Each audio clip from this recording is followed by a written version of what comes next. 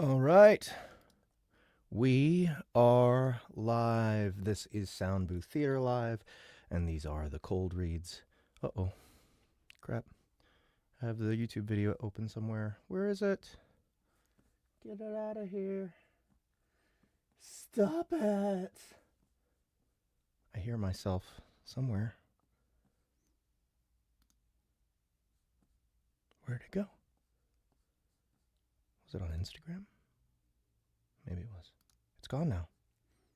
Okay, anyway, we are live. This is Soundbooth Theater Live, and these are the cold reads of Chrysalis 6, Part 4.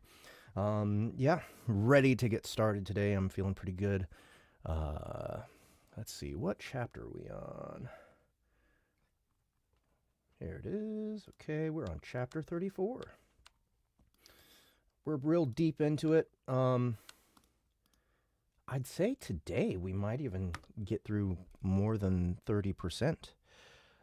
So I feel like doing one more. I feel like doing one more cold read tomorrow. So you're gonna get an extended cold read for Chrysalis. It's just been so long. I think it's appropriate since we've been away from the series for so long, just to give you a little bit extra. So I'm looking forward to that. I love doing these streams with you guys anyways. 34, here we go. In our last stream, we went on some covert missions with the squad that does all the, that makes sure everybody does their torpor appropriately. Buddy, give me my mat. Give me my mat, boy. Can't steal that shit. I have a dog in the booth with me today. He's going to be assisting. His name is Riley, by the way.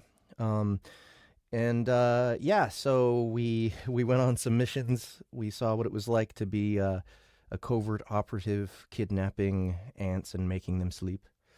Then we had a little tea party with the queen and the mayor of the town that I can't remember the name of. And then, yeah, we met a new villain who's now a narrator in the series. Uh-oh. No, why is it doing this? There we go. And I did a bit of like a northern accent with a little bit of a Welsh melody. Haven't heard any complaints about it yet.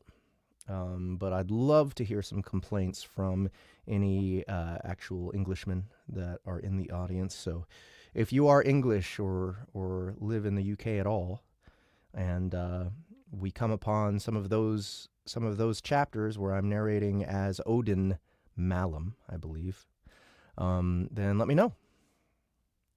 Let me know what you think.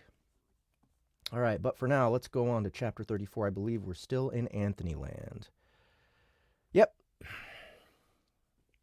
One thing that I will say that has been bothering me about the series in the past few books is just less time with Anthony, less time narrating as him, which, to be honest, works well for the story. I like that it's spreading out from a listener perspective. I'm sure it's great because you just get more world building this way. We don't have to focus on just Anthony's perspective and what's going on right in front of him. But from the narration perspective, it's just Anthony is so much fun to play. Then again, this new perspective, Odin's, is great because I just love doing that voice as well. Kind of like, I actually think of John Constantine when I'm doing that voice. So, okay. Dirk gently says, you can't not show the pupper now. Riley. Come here, buddy.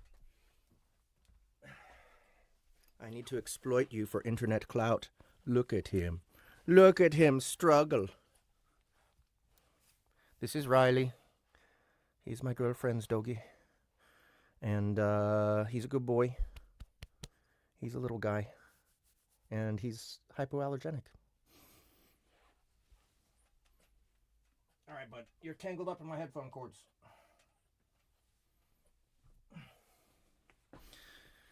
He is a very good boy. All right. Amelia says hi. You trying to hook him up? I liked the terrifyingly calm tone of Odin. That's like one of my favorite archetypes to play. Terrifyingly calm. Dill reposted the stream. Thank you, Dill. I really appreciate that.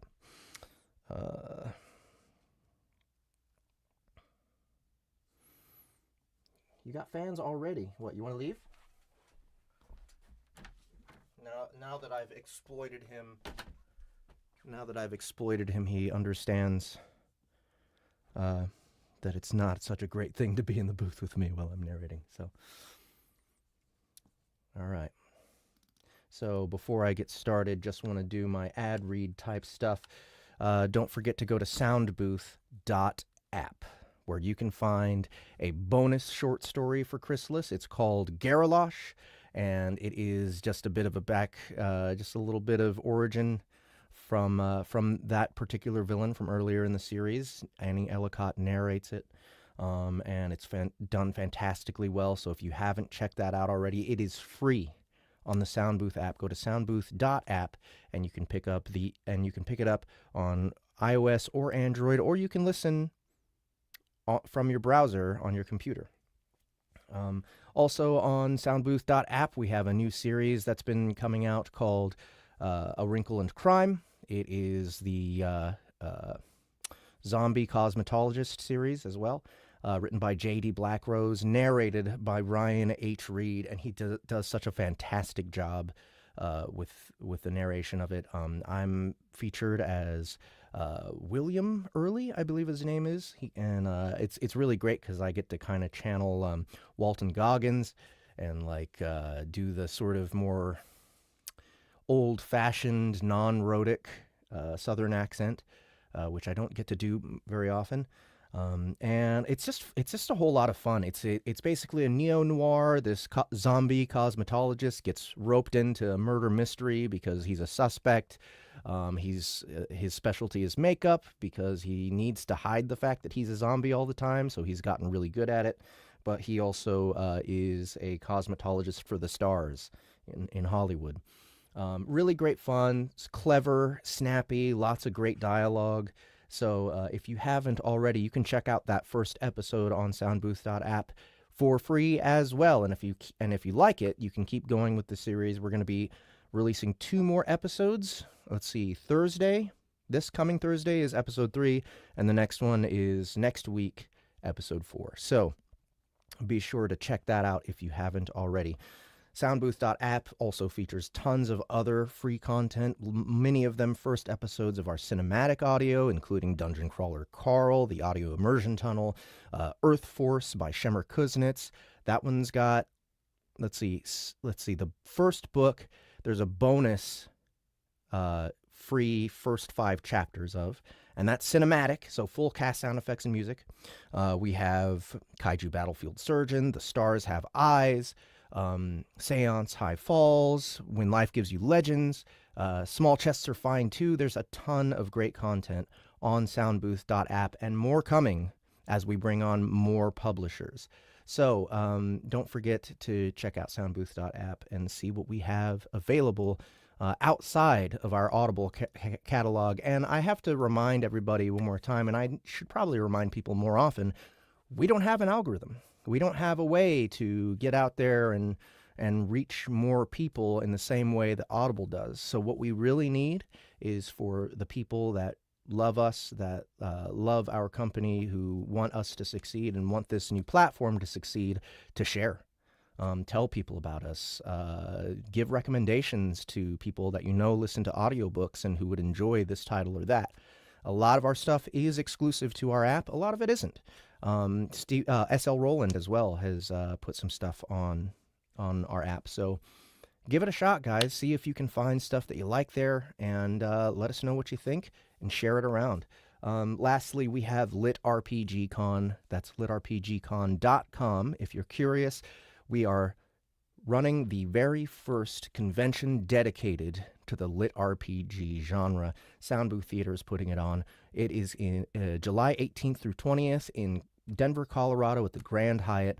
It's going to be a ton of fun. I will be there. Matt Dinneman will be there. Tons of the biggest lit RPG authors and narrators are going to be there. And we want to play games with you. We even have VR laser tag and nighttime entertainment. It's going to be 3 days of an epic, great time where you will have memories forever and you can meet other people in the lit RPG fandom and make friends with them. So don't forget about it. Go to litrpgcon.com and look at our list of guests and share it around. We only have a month left before that event, and I'm so stoked for it. So please spread the word and get more folks out there. All right, here goes.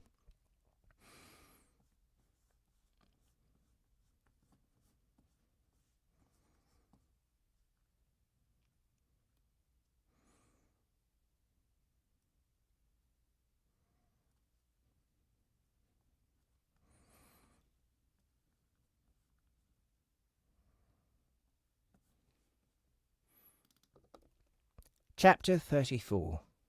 What's been going on? Back to work, then. No rest for the wicked, so they say. Not that I'm wicked, whatever. Leaving the egg-laying chamber and embracing the rush of mana that comes once I leave the dungeon vein free zone. Ah, I said that right. Leaving the egg-laying chamber and embracing the rush of mana that comes once I leave the dungeon vein free zone in the heart of the nest, I try to get my bearings and work out exactly what I should be doing next. Quite honestly, there's a lot on my list. I could talk to Grannon and the crew, get some input on what to do mutation and skill-wise going forward.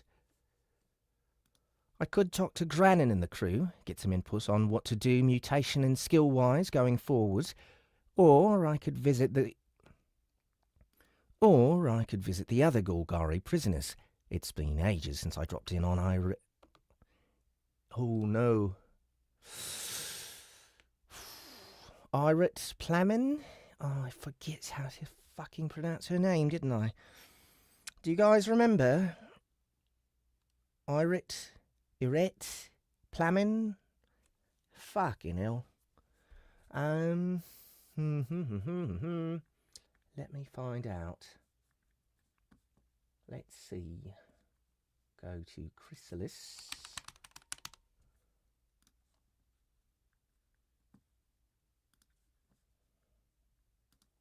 Files. Archive. Let's look at the script. Manuscripts. Open in browser.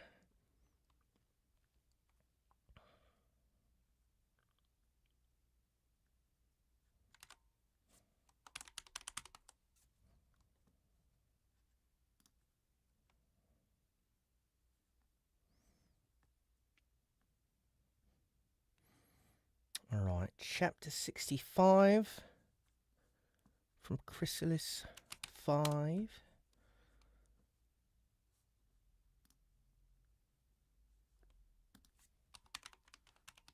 Oh, I can't check there, can I? I'm gonna have to go to my Audible library. Oh no, why don't I just do this? Enemy at the gates, exports. File MP3s, 192, chapter 65.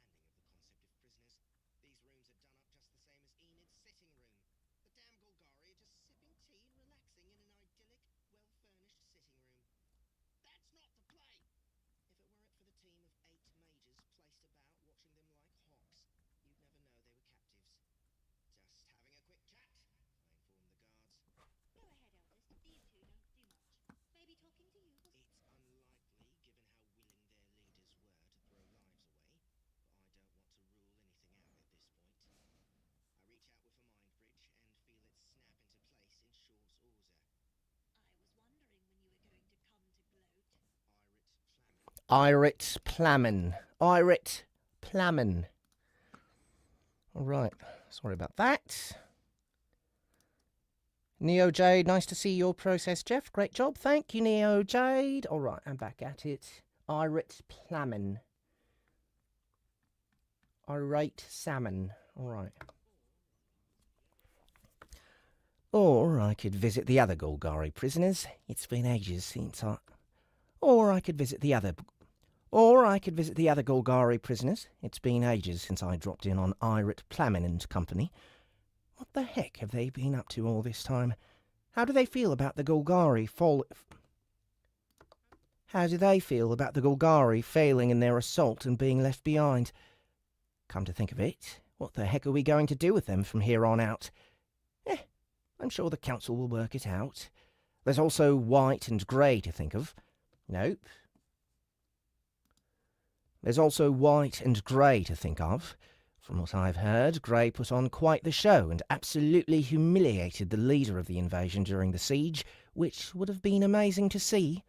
I should definitely squeeze in a convo with them before I leave the nest. I should probably check in with the council at some point also. I'm sure each of them are furiously busy, what with all the wave and all that, but I've little doubt there are things I could do to help them out.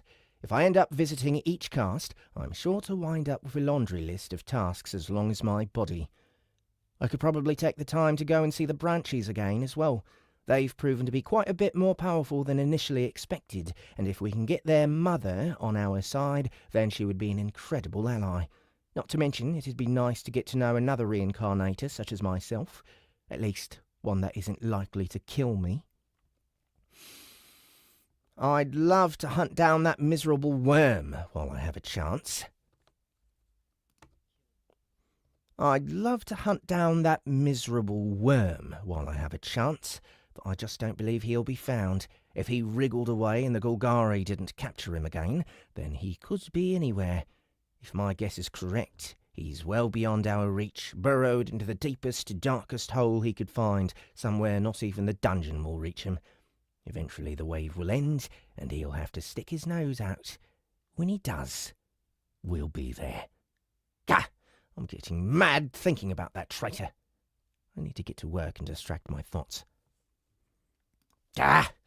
I'm getting mad thinking about that traitor. I need to get to work and distract my thoughts. So, like, why...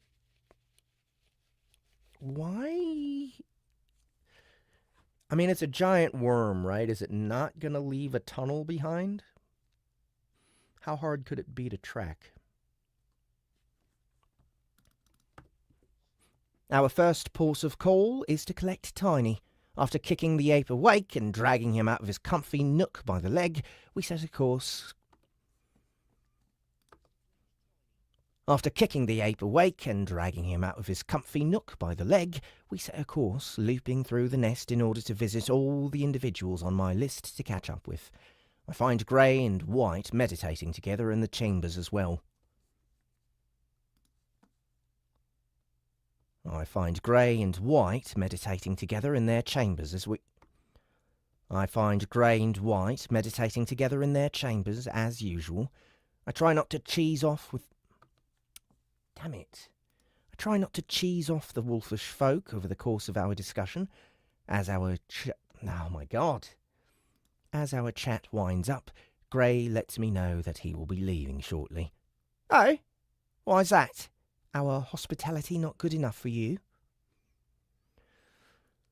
Alright, I need to find out what Grey sounds like. I forget.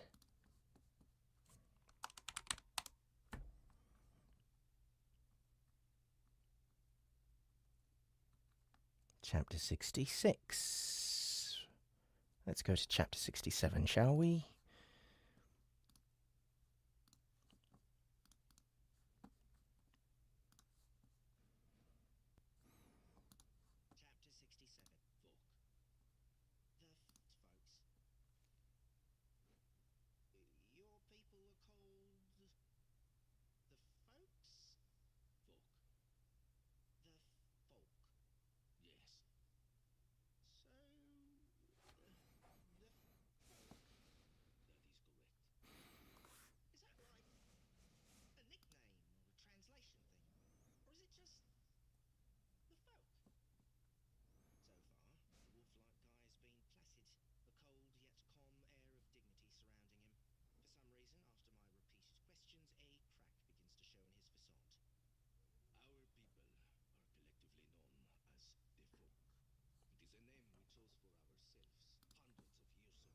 Okay.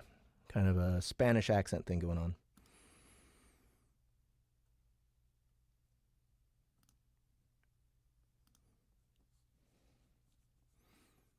All right.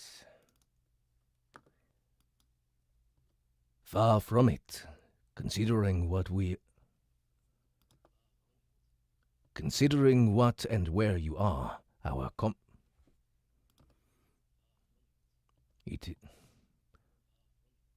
Considering what and where you are, our accommodations have been above and beyond. It is merely time to return. White must complete her training journey, and it will be necessary for me to provide witness to our leadership before they can make a ruling on the matter of your sapience.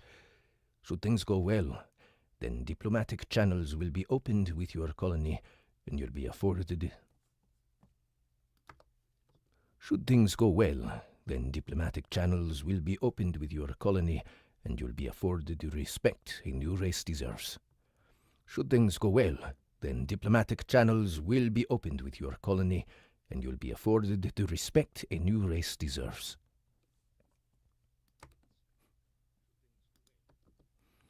That should make a mighty change from the treatment we've experienced so far. He waves at the notion, frowning. You'll find all of the so-called new races have experienced harsh treatment from the old. Only through many battles in which we proved our strength were we afforded the space. Only through many battles in which we proved our strength were we afforded the space to stand on our own. Only through many battles in which we proved our strength were we afforded the space to stand on our own.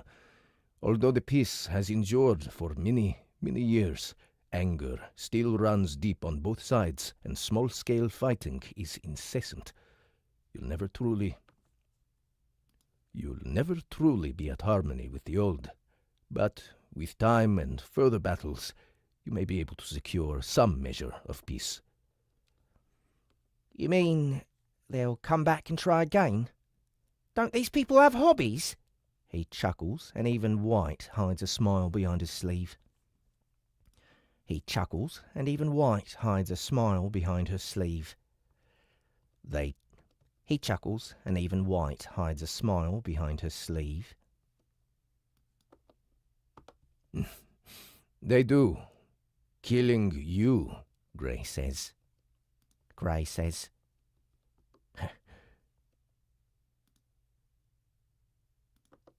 I wish that was a joke. They will be back. It might not be the Legion or the Golgari. There are plenty of others out there who are intolerant of your kind of life. In fact, once the word gets out, expect a horde of hunters to descend. Expect a horde of hunters to descend on this area to prey on your people for resources.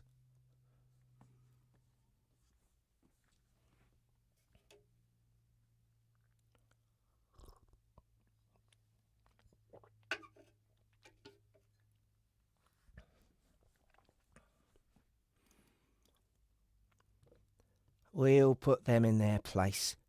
He shrugs. The stronger ones will come. This too will be a problem you cannot avoid. Not in the short to medium term. What the fuck? Come on. The stronger ones will come. This too will be a problem you cannot avoid. Not in the short to medium term. Not in the short to medium term. Well, that sucks. On that cheering note, I leave them be and head over to visit the prisoners in the nearby cells. Turns out Irit hasn't taken the defeat of the Golgari all too well. I think she might have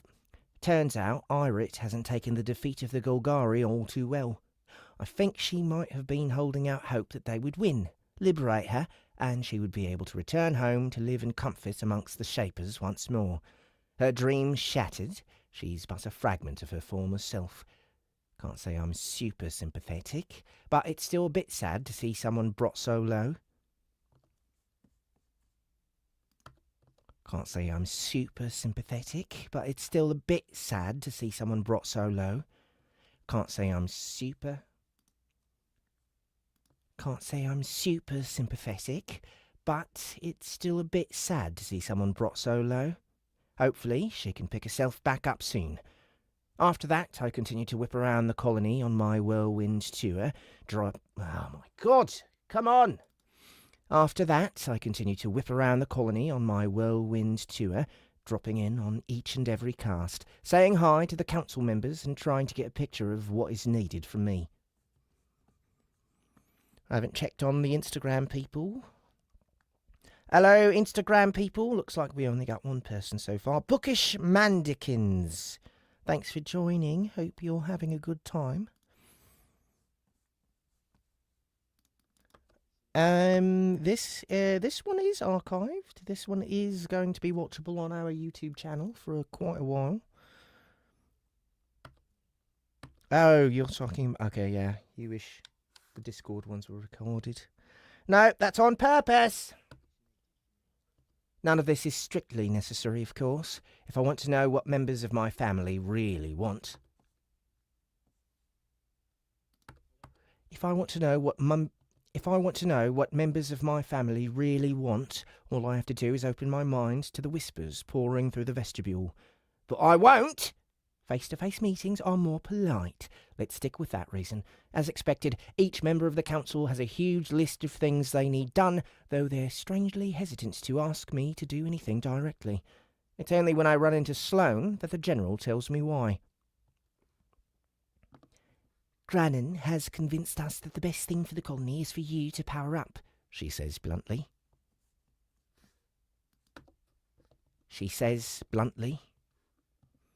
Which means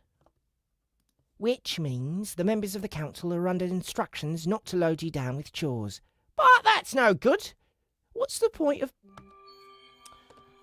No. Don't do that. Why people bleeping me?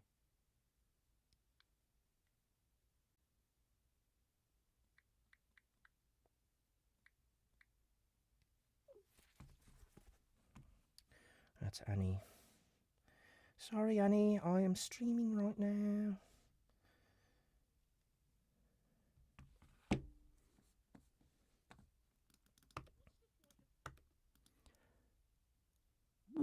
What's the point of being the strongest member of the family if I don't do anything to help the family? The idea is that we have you around to deal with the stuff that we can't deal with ourselves. For the time being, just get out into the dungeon and defeat monsters. The pressure from the wave is building, and it's getting harder to hold our lines, especially in the places where we aren't fully entrenched. In this case, just go out and take all the experience and biomass you can. That's the best thing for us right now. Oh, fuck me.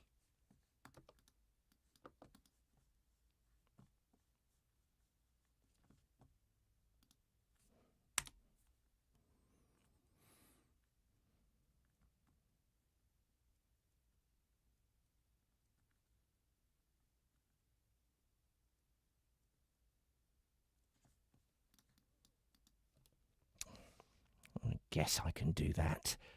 Time to put my newfound muscle to the test.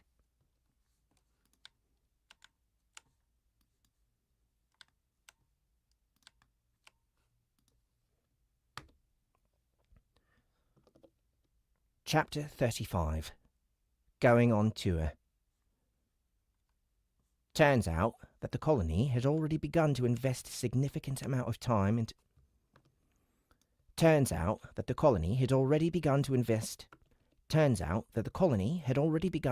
a significant amount of time and energy into the wave farming project. Oh boy, let me also switch over to this. Turns out that the colony had already begun to invest a significant amount of time and energy into the wave farming project. Oh my god, why do I do that every time? Turns out that the colony had already begun to invest a significant amount of time and energy into the wave farming project. As I exit the nest and make my way into the tunnels, I see the vast wheels of an ant industry turning on a grand scale. Tens of thousands of carvers, each and every one of them an earth mage, shifting impossible amounts of stone and dirt, diverting water, creating new chambers and tunnels as part of an immense, interconnected web of farms. Each stretch of tunnel I move through is patrolled by yet more soldiers, scouts, generals, mages, and core shapers, keeping watch for the endless spawns that the dungeon spews forth. The sheer quantity of work being done is mind-boggling, and frankly, well beyond the scale I envisioned when I put the idea to the council. Fuck me. The sheer quantity of work being done is mind-boggling, and frankly, well beyond the scale I envisioned when I put the idea to the council. They didn't muck around, that's for sure. Once the idea was in their heads, they clearly wanted to go as large as they possibly could. I'll never accuse them of having too small an appetite. From what I've seen, just on my way out of the nest, the new farming setup will be hundreds of times the size of the previous one, built around the surface of the nest. If all goes well, the amount of biomass and cores we can gain will fuel the colony. If all goes well, the amount of biomass and cores we can gain. If all goes well, the amount of biomass and cores we can gain will fuel the colony into another wave of expansion. The trick is, are we going to be able to defend such a... The trick is, are we going to be able to defend... The trick is, are we going to be able to defend such a large swathe of territory? Fucking hell!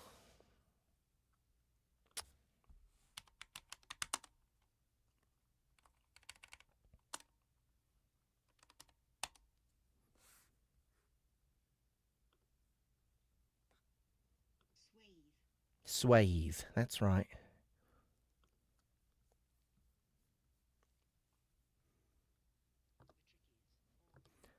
The trick is, are we going to be able to defend such a large swathe of territory? Which is where enormous construction project number 2 comes into the picture.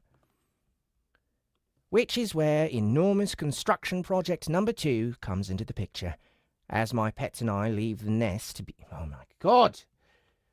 As my pets and I leave the nest behind and travel farther away from its comforts, we no longer see the ongoing fucking hell.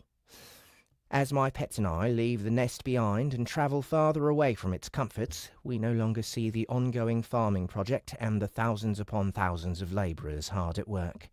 Instead, we see thousands and thousands of labourers hard at work at something completely different. Fortifications. Turns out there are a whole host of skills within the system related to building, shaping, designing, and utilising defensive emplacements. It makes sense, since they're pretty much a skill. It makes sense, since there's pretty much a skill for everything, near as I can tell. And after the siege, the carvers of the colony have become, if not masters, then certainly experienced in putting together some hefty defences. Their skills trained from the days on end they toiled shoring up the nests, these workers have now turned their attention to a grander stage, the defensive wall that will encircle the core of the colony's territory. Tons of rock are shifted and shaped every hour, and even as I watch, sturdy walls, ramparts, spiked embankments, pitfalls and more come into existence, every single inch of them hardened and baptized by the magic of the carvers. They've even gone so far as to prepare healing centres and resting chambers, peeled free. Oh my fucking God. They've even gone so far as to prepare healing centres and resting chambers, peeled free of the dungeon's veins through monumental effort in order to ensure the healers can work unimpeded. I know for a fact this work is replicated throughout the colony's territory, a vast sphere of walls and forts that will defend each and every tunnel that would provide access for the invading wave. The overall design was that of a detail-oriented mad person, or Sloane, Victor, Cobalt, and Tungstant, as they are otherwise known. I'd seen the carvings and was barely able to make heads or tails of them, despite them being explained to me. It wasn't as if they were satisfied with one wall per entrance. Oh no, that would be insane. the pitiful delusions of a mad ant. Instead, there are layers upon layers of redoubts. Would it be redoubts or redoubts? Fuck off, Square. Don't advertise to me. Redoubt. Redoubt.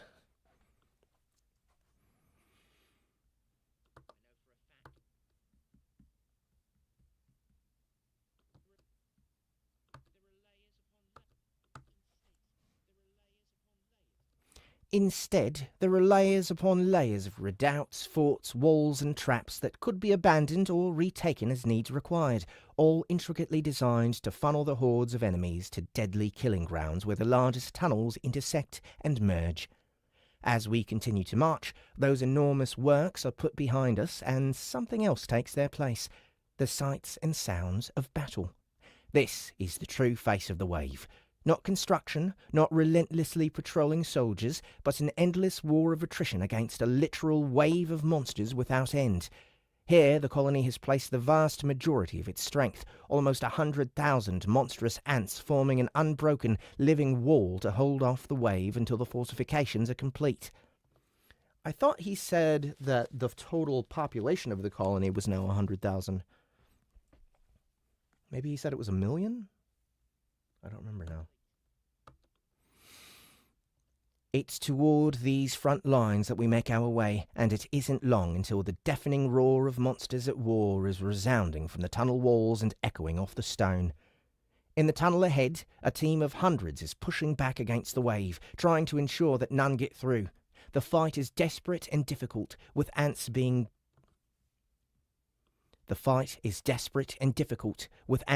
pulled from the front line and healed before being sent back in or... The fight is desperate and difficult, with the ants... Fuck me! God damn it! Shit! The fight is desperate and difficult, with ants being pulled from the front line and healed before being sent back in or dragged away for further treatment. Without the benefit of a proper defence, the colony is forced to put bodies against bodies, and there is clearly a toll. A nearby general rushes up to me. Eldest, I didn't expect to see you here, but I wouldn't say no to some help. I look over the fight taking place not 100 metres away. How bad is it, General? The much smaller soldier caste member doesn't equivocate.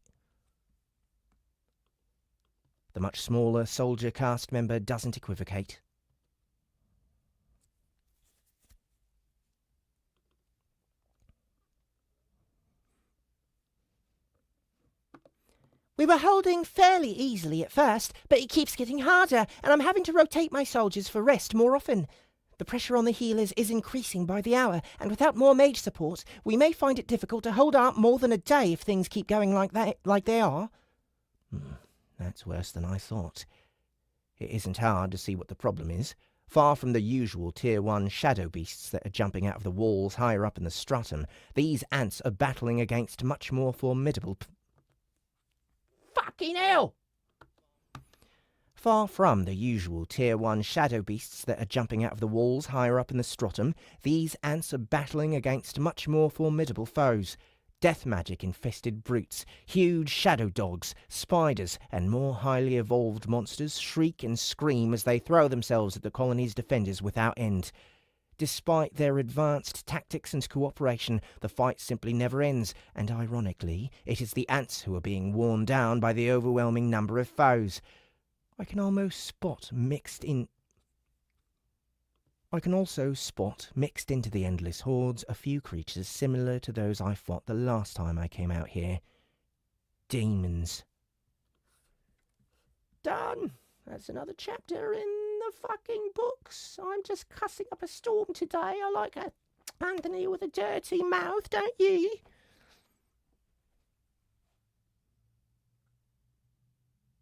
This is in the caves, just now jumping in, and I'm not sure where we are within the storyline. Yeah, we're still in the caves, we're still in the dungeon. They're attacking the colony. It's a wave of monsters. Chapter 36, here it is.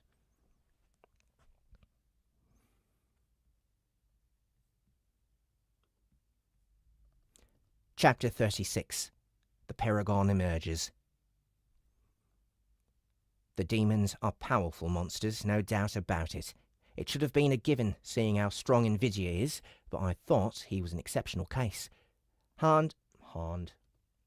Handcrafted and raised by a team of shapers who supposedly knew what they were doing, whereas the monsters of the third stratum that I've run into are purely wild. Handcrafted and raised by a team of shapers who supposedly knew what they were doing, whereas the monsters of the third stratum that I've run into are purely wild. Even so, the natural advantages they have seem to far outstrip those of the natives to the second stratum. Incredible, overpowered strength and defense, combined with body parts and shapes more advanced than those that the members of the colony were born with. In a conflict between first and third stratum monsters, the differences in starting conditions really do become apparent. The chitin we ants are born with simply doesn't match up to the tough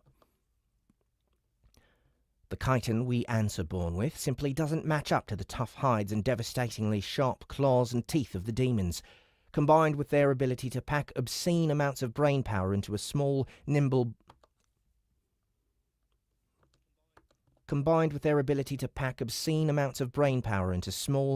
bodies via their dimensional insides, it becomes easy to see how even intelligent ants are going to struggle against them. The wall we have to overcome is just that high.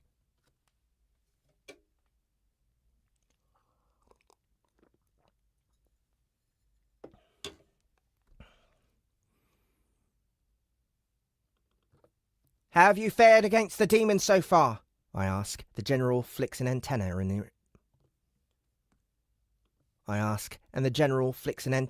irritation.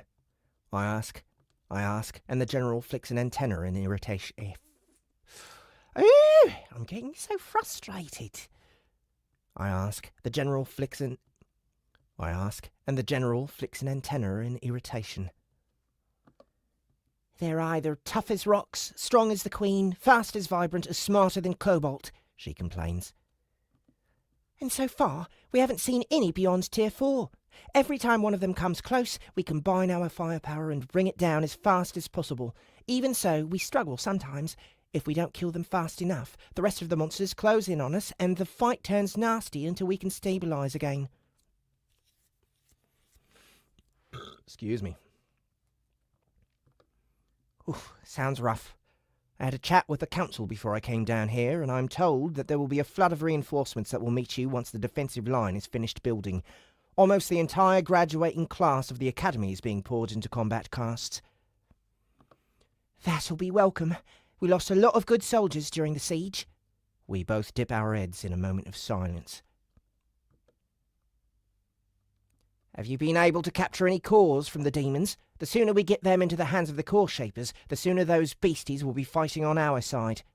Even if they don't make any changes, reconstituting those cores and raising the demons up to fighting strength will give us a force of shock troops to throw at the wave without worrying too much if they survive.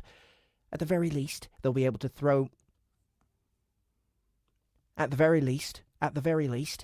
mow through most of the shadow creatures. We've retrieved some, but we haven't been able to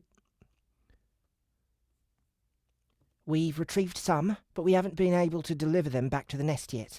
We haven't seen a runner in a while. They shouldn't be too far away. I know the scouts have set up relay stations all through the area. If something happens to your runner, then you should see another one in an hour or so. That's good, the general says before she gives me a bit of side-eye. No easy task for an insect. So, what kind of help can we expect from you, eldest? How long are you here for? I stretch my legs and clack my mandibles in amusement.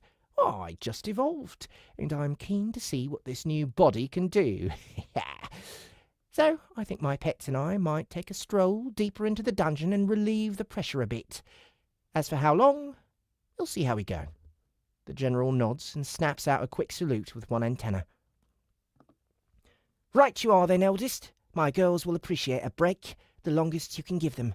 Coming right up! Our discussion complete, the general turns back to her people and I face a mine.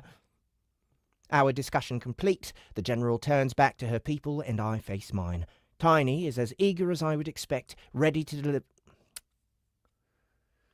Tiny is as eager as I would expect, ready to deliver. Tiny is as eager. What's up, Jared Cannon? Tiny is as eager as I would expect, ready to deliver. Fucking hell. Tiny is as eager as I would expect, ready to deliver, fist to face, his armour polished to a high gleam by Smithant before we left. Chrysalis is a little nervous. I can tell by the way she keeps shifting and morphing on my back. Invidia looks mostly bored, to be honest. All right, gang, make your final checks, and then we're going in. Don't go too crazy, I warn them, mostly for Tiny's sake. This is going to be a long fight. Our aim is to go the distance, not wear ourselves out in 10 minutes. I want to push deep and try to clear out all the monsters all the way to a major junction.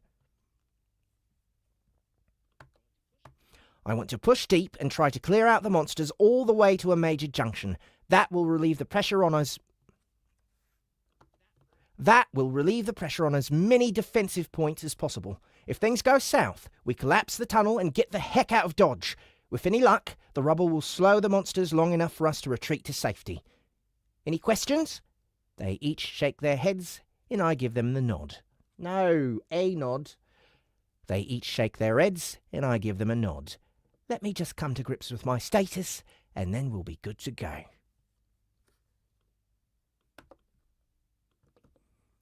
I haven't been actively avoiding looking at my status, but I've been a bit nervous about it since evolving. This evolution was a big jump, and, strange as it sounds, I'm a little intimidated by the changes. Name, Anthony. Level, 1. Rare. Rank, 6. Might, 205. Toughness, 180. Cunning, 145. Will, 100. HP, 360 out of 360. MP, 530. 530 out of 530. Skills. General. Master Excavation, Level 3, Rank 4. Expert Grip, Level 9, Rank 3. Level 9, Rank 3. Expert Stealth, Level 6, Rank 3. Tunnel Guide, Level 11, Rank 3. Iron Mind, Level 30, Rank 4. Master Stamina, Level 6, Rank 4. Still Meditation, Level 12, Rank 4. Snapdash, Level 11, Rank 4. Mana. Mana Craft, Level 24, Rank 5. Master Condensed Mana, Level 18, Rank 4. Grand Master External Mana Manipulation, Level 16, Rank 5. Mana Hoarder, Level 22, Rank 4. Master Mind Magic Affinity, Level 20, Rank 4. Directed Mana Sensing, Level 12, Rank 4. Empowered Healing Magic Affinity. Level 14, Rank 3. Omni Elemental Affinity, Level 4, Rank 5. Mana Masking, Level 6, Rank 2. Pet. Further Pet Communication, Level 7, Rank 3. Core Crafting, Level 13, Rank 4. Pet Growth. Pet Growth Speed, Level 5, Rank 1. Defensive. Grandmaster Exoskeleton Defense, Level 11. Nope. Grandmaster Exoskeleton Defense, Level 11, Rank 5. Master Dodge, Level 25, Rank 4. Master Endure, Level 6, Rank 4. Expert Grace, Level 14, Rank 3. Offensive. Unerring Acid Shot, Level 6, Rank 4. Master Precise Shooting, Level 23, Rank 4. Doom Chomp, Level 23, Rank 5. Mutations. Sensors. Sharpened Perimeter Eyes, plus 25. Antennae. Twilight Filament. Defense. Complete Diamond Carapace, plus 25. Braced Healing Inner Carapace Plating, plus 25. Physical. Hardened rapid absorption legs, plus 25. Mana flooded mandibles, plus 25. Frequent potent regeneration gland, plus 25. Loud convincing pheromone gland, plus 25. Vast hungering stomach, plus 25. Lock hypertwitch musculature, plus 25. Coordinating instant transmission subneural network, plus 25. Acid. Propagating mana feasting blind acid gland, plus 25. Guided hyperpressurized scattershot acid nozzle, plus 25. Thickened draining acid concentration gland, plus 25. Exhausting thickener acid stimulation gland, plus 25. Mental. Unyielding coordination cortex, plus 25. Main brain. Sub-brains. Mana. Compressing unending gravity magic gland, plus 25. Collective will vestibule. Soul crystal. Communal spirit nave. Species. Mature colony paragon. Formica sapiens. Skill points 21. Biomass 123. 123. There we go. That's a very long stat read, wasn't it? Jesus. Like 5 fucking minutes. The first thing I need to do is mutate my antennae. My fighting style has come to rely on my future sense, combined with my lightning-fast reflexes and sturdy carapace to make me disturbingly hard to damage. Having just been reset, my new antennae are not...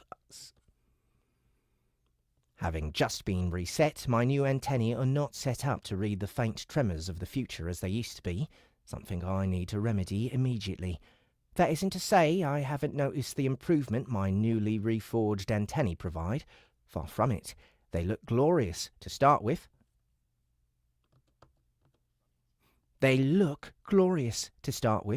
The twilight filaments that now make up the basic structure of my antennae are like glittering crystal wires of a dusky hue. They catch the light whenever I move and, in my opinion, appear quite fetching. The other benefit is just how darned sensitive they are. The filament splits off into impossibly fine threads up and down the length of each antenna where my hairs used to be, and let me tell you, they are very, very fine detectors. I can smell a trail the second a molecule of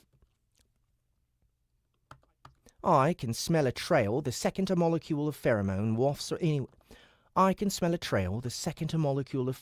wafts anywhere near me. Even the tiniest shift in the air current is like a shout in my ear.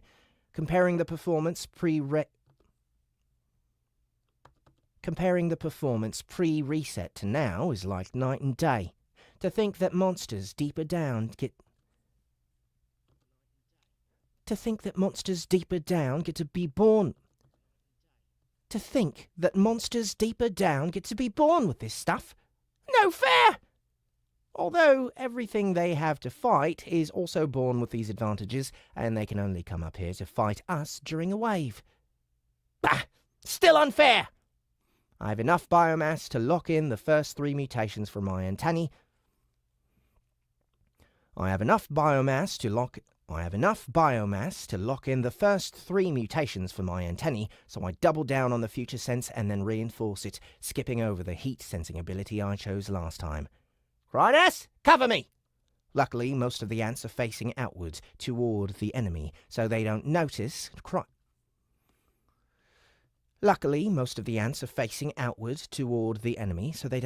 cryness envelop my body, hiding me from sight as I... Luckily, most of the ants are facing outward toward the enemy, so they don't notice cryness envelop my body, hiding me from sight as I twitch and thrash whilst my antennae mutate. When it's complete, I emerge from my dark cocoon, ready for battle. Let's do this.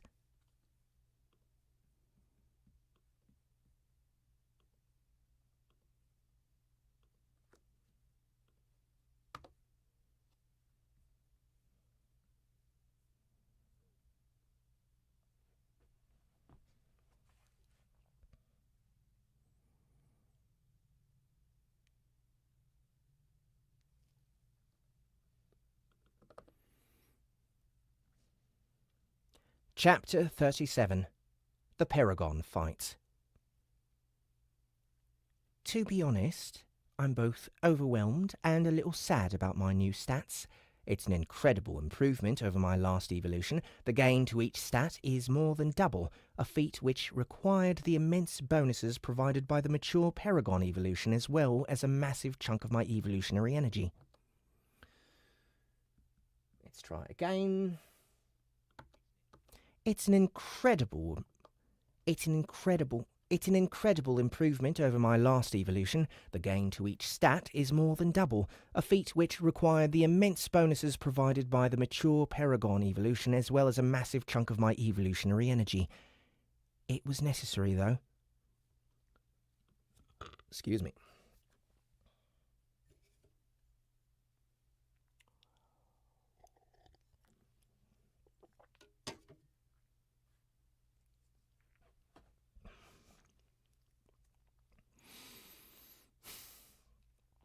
My stats were lagging behind where they needed to be.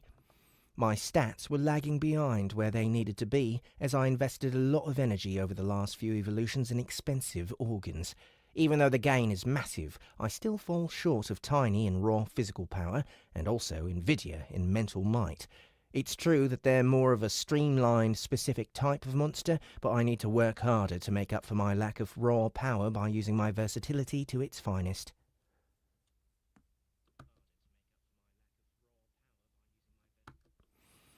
Comparing my cunning stat to Nvidia's, the differential is made even worse by the fact that my own mental stats are split across 4 separate brains, whereas his are devoted entirely to one.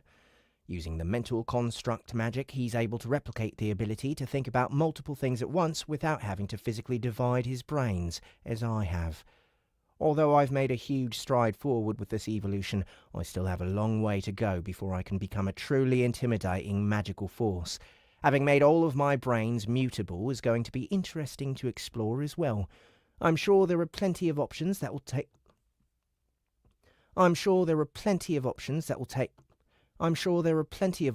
help me take my spellcasting game to a whole new level. So many more strides forward waiting in the future. Having said that, I now have a level of juice in the tank that I've never come close to having before, and it's finally time to put it to the test. Eager to get started, I rally my pets and we start to move forward.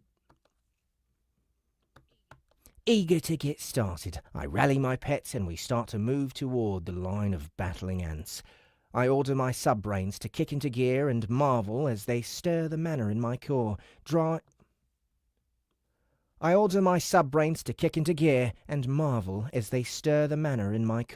drawing it out and weaving it into the omni-elemental construct. It's still hard, obviously, but it isn't close to the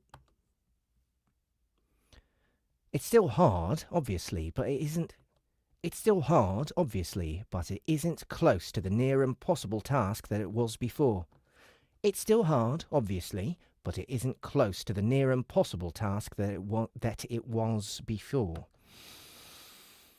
It's still hard, obviously, but it isn't close to the near impossible task that it was before. Each of the brains works in harmony.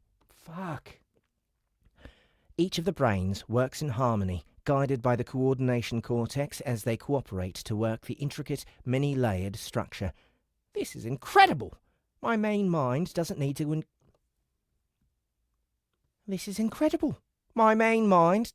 get involved at all. Are you ready? I ask my pets. They each reply to the affirmative, and we start to run forward. A wall of insects covers the tunnel in front of us, members of the colony hanging from the walls and ceiling to block off every possible avenue for the ways. A wall of insects covers the tunnel in front of us, members of the colony hanging from the walls and ceiling to block for fuck's sake. A wall of insects covers the tunnel in front of us, members of the colony hanging from the walls and ceiling to block off every possible avenue for the wave to pierce through their numbers. Fuck! Okay. God damn it. A wall of insects covers the tunnel in front of us, members of the colony hanging from the walls and ceiling to block off every possible avenue for the wave to pierce through their numbers. On the other side, a screaming mass of monsters pushes forward, fighting each other just as hard as they... On the other side, a screaming mass of monsters pushes forward, fighting each other just as hard as they do the ants that bar their way. Clear a path! I roar, blasting my pheromones forward. My siblings respond instantly, the centre peeling back to either side. The monsters of the wave waste no time seizing this opportunity and flood through with a triumphant roar, only to be met by Tiny's fist and sent flying back to where they came from. In less than a second, we barrel through the opening and find ourselves surrounded, the wall of insects closing behind us. Enemies on all sides, swathes of claws, fangs, and worse, reaching to rend us limb from every conceivable angle. Tiny has never been happier. With a whooping bellow of rage and joy, his fists blaze with light as his hands start to flicker faster than the eye can see, With a whooping bellow of rage and joy, his fists blaze with light as his hands start to flicker faster than the eye can see. With a whooping bellow of rage and joy, his fists blaze with light as his hands start to flicker faster than the eye can see, sending straight punches in all directions that blow monsters back, stunning and damaging in equal measure. With the minimum space he needs achieved, he winds back his right arm, gigantic muscles shifting and bulging beneath his armour, and launches a furious straight right that sends a fist of light the size of a car slamming into the ranks of monsters. The enemies evaporate, knocked away or simply disintegrated by the power of that punch. Imagine being Tier 1 and having to face up to Tiny's fists. Such a miserable way to go. Unwilling to be outdone by my first pet, I urge my sub-brains to finish their work. They grumble back that if I really wanted to speed things up, I can darn well get involved and help, which I refuse. Nevertheless, in only a few more seconds, the construct slams into place, and I task the main sub-brain with maintaining it while the other two take over operating it, feeding in raw manner and extracting the desired type. The whole process is so much more flawless than it was before. My main mind not even required at this stage in the process. In a blessedly short amount of time, blue fire mana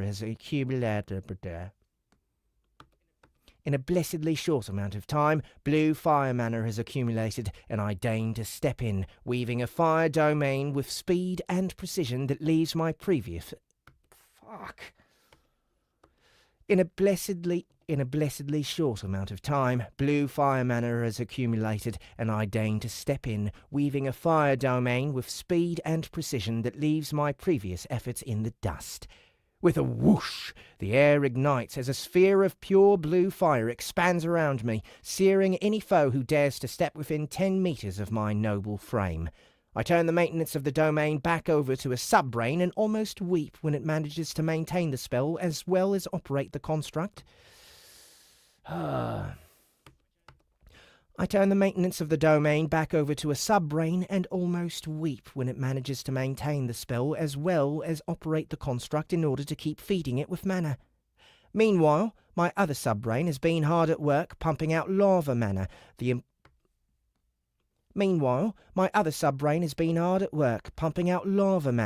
combined essence of earth and fire. In a true test, I force the sub-brain to continue operating the construct whilst leaving a simple... In a true test, I force the sub-brain to continue operating the construct whilst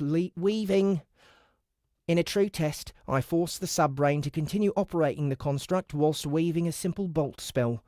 Though it's a strain, it succeeds, and soon an arrow of sizzling lava splatters against a shadow monster, who roars in pain. This is fantastic! This is the dream! I'm casting multiple spells at the same time whilst maintaining a truly devilish construct, and my main mind isn't involved at all. How far I've come! And if the main mind isn't involved, then I can get busy doing other things.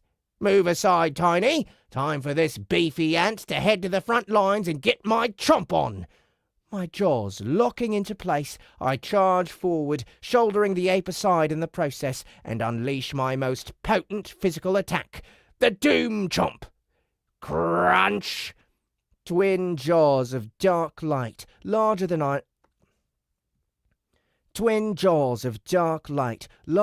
any I've seen before, manifest beside my head and slam forward, tearing into the hordes of monsters and clearing space instantly. A flood of messages stream in from Gandalf, but I ignore them. That was crazy strong! Is this the benefit of increasing my might to this extent? No regrets on that front!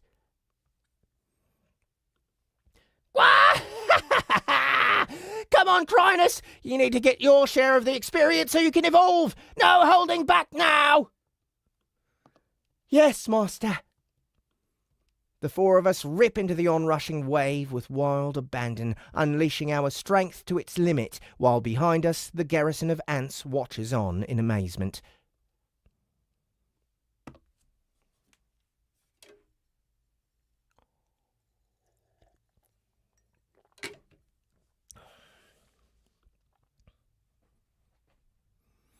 Kinda outgoing is out there.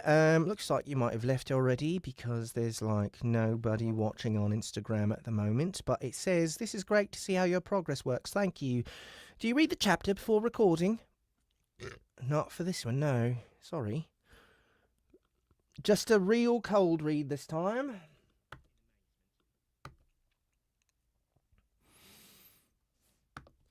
I want the second and fourth squad of... No. I want the second and fourth squad of the wall and resting in 2 minutes.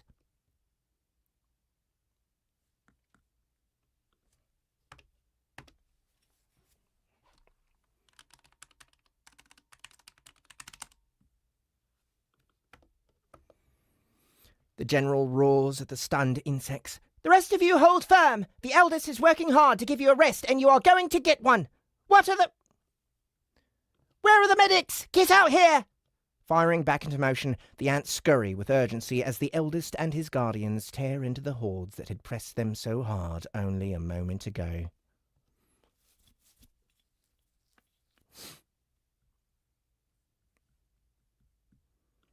Firing back into motion, the ants scurry with urgency as the eldest and his guardians tear into the hordes that had pressed them so hard only a moment ago.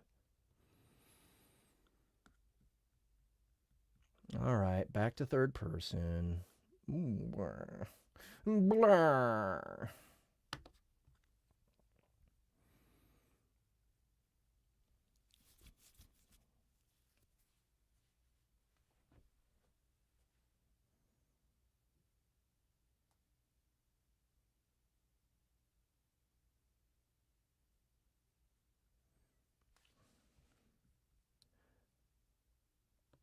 Chapter 38.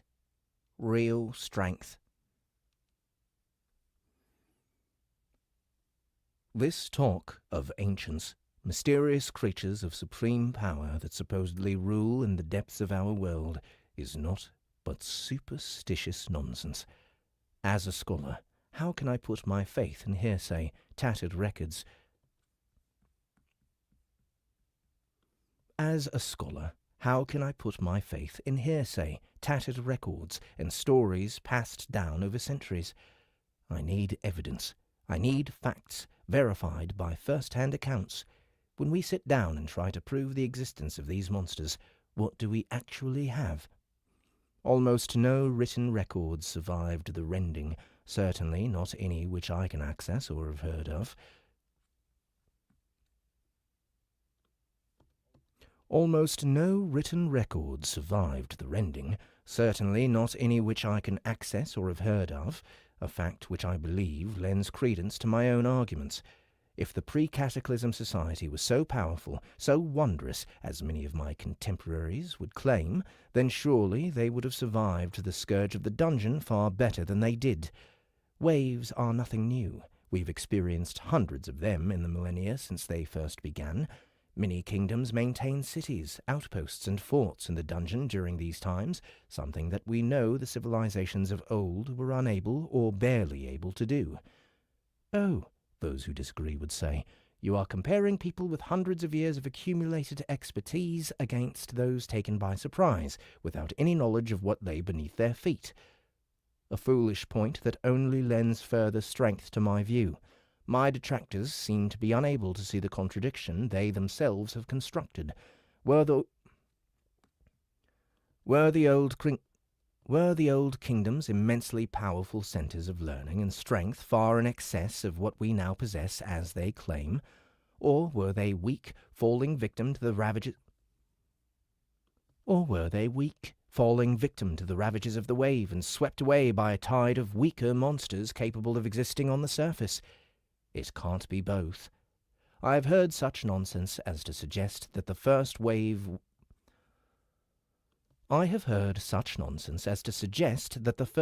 that occurred during the rending was simply of a scale larger than any that has occurred since. But again, I ask, where is the proof? More than 1,000 years later, we have records of waves all over Pangea that date back centuries, and nothing such as what is posited to have taken place has ever been recorded. Not only has it never been recorded, the level of mana readings have never approached even half of what would be necessary to create the conditions they describe. It is my studied opinion that, as I have stated before in my earlier writings, the cataclysm was indeed a real event. To say otherwise would be foolish.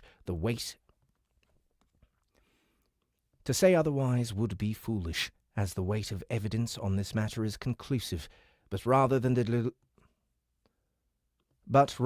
delusion of impossibly strong societies falling to monsters of such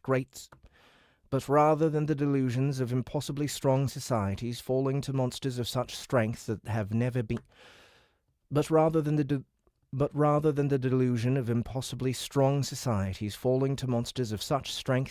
been seen or heard from again. Instead, the cataclysm consisted of weak, unprepared societies falling victim to what was, at worst, But rather than the delusion of impossibly strong societies falling to monsters of such strength that have never been seen or heard from again, instead, the cataclysm consisted of weak, unprepared societies falling victim to what was, at worst, a slightly above-average wave.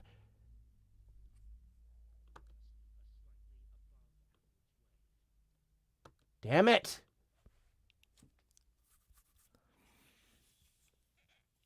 That was a good take, but there was a fucking truck. Fuck you, truck. But rather than the delusion of impossibly strong societies falling to monsters of such strength that have never been seen or heard from again, instead, the cataclysm consisted of weak... Fuck me. But rather than the delusion of impossibly strong societies falling to monsters of such strength that have never been seen or heard from again, instead, the cataclysm consisted of weak, unprepared societies falling victim to what was, at worst, a slightly above-average wave. The ancients are simply an excuse for weak-minded and lazy researchers who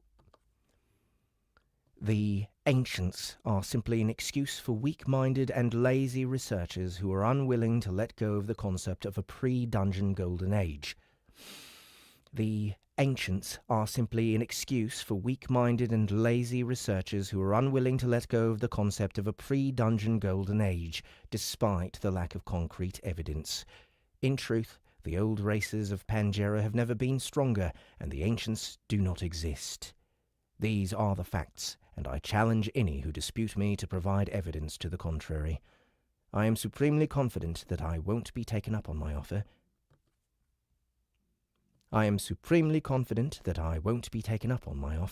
Since no such evidence exists. Excerpt from The Challenge Letter of Scholar Grans to the Tower. Excerpt from the challenge letter of Scholar Granz to the Tower.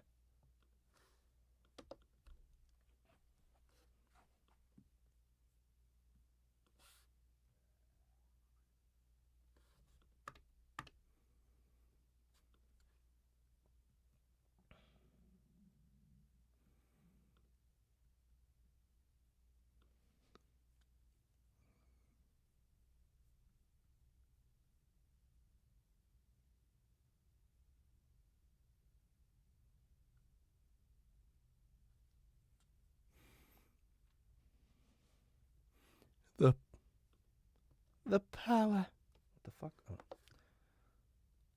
The power. The unbelievable power! Flinging spells and chomping my way through the rampaging hordes is far more fun than it really ought to be. Deep down, I think I feel the stirrings of the long-slumbering dark, Anthony. No! I reject thee, evil one! I need to get a grip on myself. This pointless and wanton slaying doesn't serve my purposes as well as I need. Come on, Chrysalis! Tiny! You need to get up here and vacuum in as much experience as you can! Can't have you lagging behind me and Nvidia forever! Let's go, go, go! Tiny gives me a look that speaks volumes. I've been wanting to, but you jumped in front of me and I haven't been able to hit a monster since, idiot. Which may be true, but there's no need to frame it quite so roughly, Tiny. Forgive me, all right? I got carried away. Yes, Master. Chrysalis is far more forgiving and leaps forward, her blobby body taking on the form of its full terror, her 3 mouths revealing themselves from within the shadows of her form. After those gnashing maws appear, Chrysalis takes a brief moment to gather her strength before she unleashes the devastating scream that I heard once before in Ryley. The effect on the nearby monsters is instantaneous.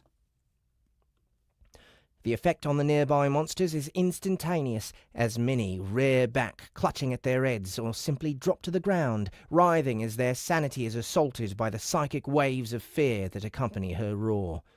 Waves I can sense now, thanks to my antennae. Just how sensitive are these things?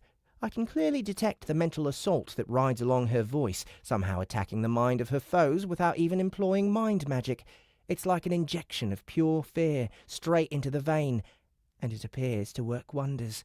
They cower back from Chrysalis, revealed in her full majesty.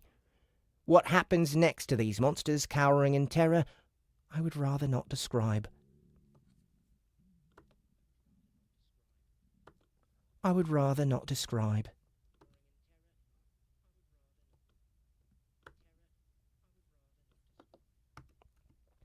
Let's just say I wish I could avert my eyes. Don't forget the biomass! I call over my shoulder, having pressed my face up against the tunnel wall. It's not perfect, but it's better than nothing. You guys need to max out your mutations before you evolve. I know it's not easy to get space to eat, so take turns or something. If you need help, call Nvidia or me, and we can chip in. With a roar, Tiny pushes off the ground and barrels headlong into the fray. We've been making solid progress, pushing down the tunnel and putting some distance between us and the checkpoint manned by the colony. My hope is that the deeper we can go, the more checkpoints we can relieve by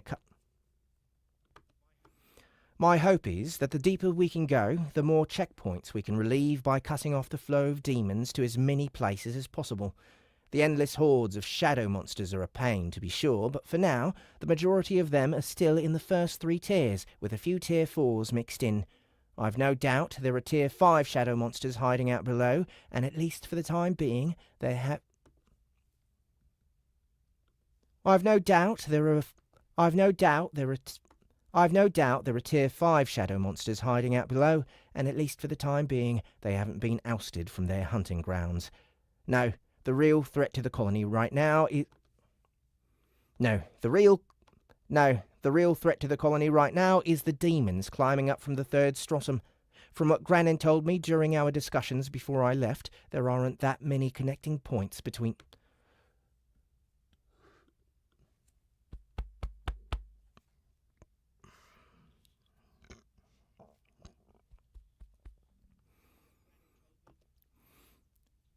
From what Grannin told me during our discussions before I left, there aren't that many connecting points between the second and third stratum, for reasons that will become clear when I see it. Which means the monsters climbing into the territory claimed by the colony may be coming from as few... Which means the monsters climbing into the territory claimed by the colony may be coming from as few as 1 or 2 entrances.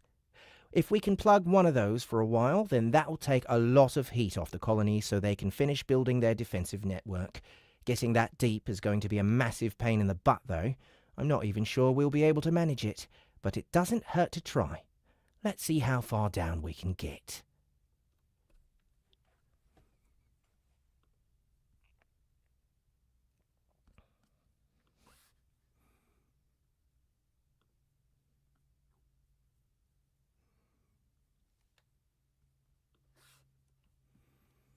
Right, one more chapter for this set. We're making progress.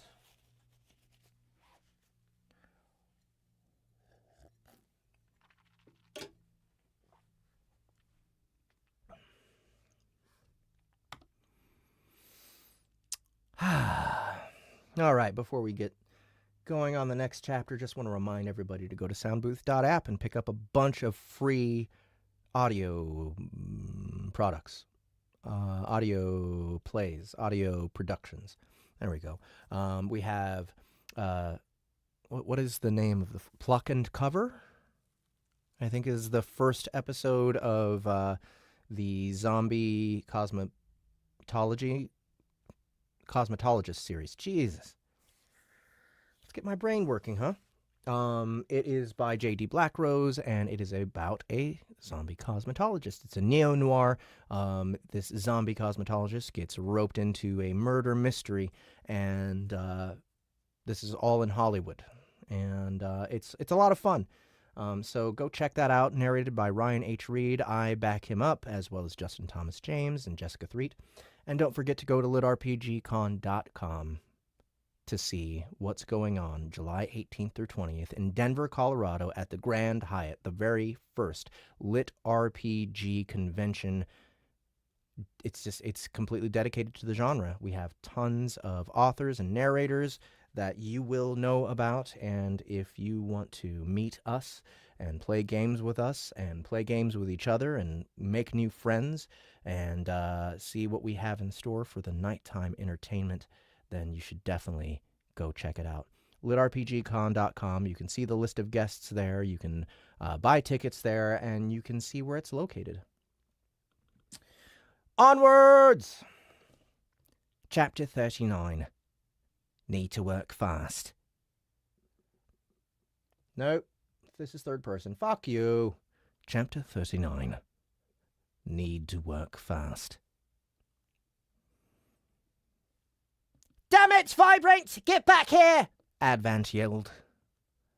Antvance yelled, her scent filled with impotent rage. No chance!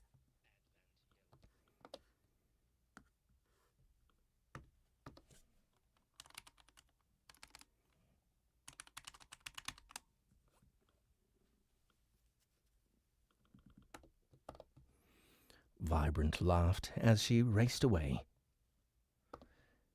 We're trying to make you stronger! The exasperated soldier said to the fast vanishing form of her fellow council member. I can do that myself, so I don't need your help. Bye! Vibrant replied with rapid-fire speed, her scent fading almost as fast as she did.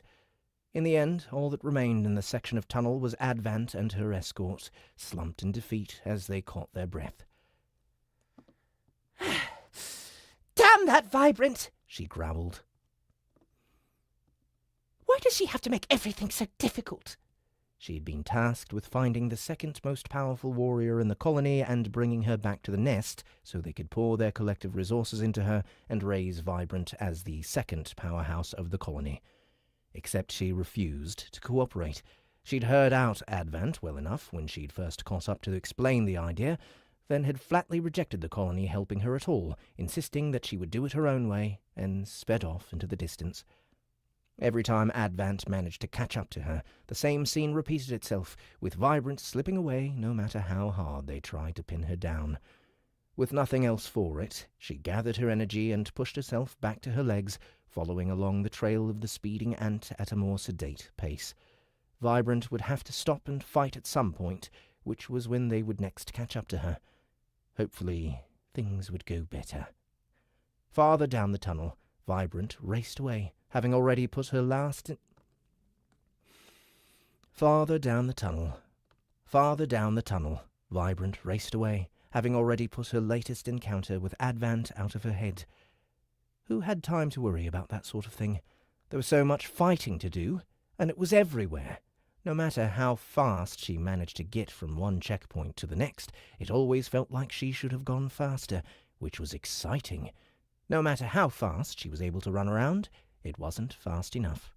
This was a novel situation for the fast-moving ant, and she was loving it. For a brief moment, she wondered where all of her followers were, only to remember they'd given up on chasing her because she'd run even them into the ground. Instead, one of the generals had organized them into roaming packs spread across the territory of the colony, doing much the same thing Vibrant herself was doing, rushing from one flashpoint to the next, just on a smaller scale than their leader. The air rushed through her antennae and over her carapace, and she just indulged herself in experiencing the joy of running at full speed. She didn't know exactly when she'd begun to love moving fast. As far back as she could remember, she'd had too much energy, to the point that the eldest had claimed she'd been hyperactive even as a grub. Whatever the reason, it just felt right to run, and so run she did, as fast and as often as possible. The territory of the colony whizzed by, nothing but a blur on the edge of her vision. She'd had to mutate her eyes to be able to work properly moving at these sorts of speeds, an investment she didn't regret. In fact, it only ignited her desire to go faster. On and on she raced through the tunnels, several times passing by a soldier busy grappling with a freshly spawned shadow creature. But she didn't stop, couldn't afford to stop. The colony needed her. In less than 5 minutes, she'd covered the 6 kilometers needed to reach the next checkpoint and arrived in a In less than 5 minutes, she'd covered the 6 kilometers needed to reach the next checkpoint and arrived in a cloud of dust that blanketed the general standing at the rear of its skirmish. Fuck me. In less than 5 minutes, she'd covered the 6 kilometers needed to reach the next checkpoint and arrived in a cloud of dust that blanketed the general standing at the rear of the skirmish.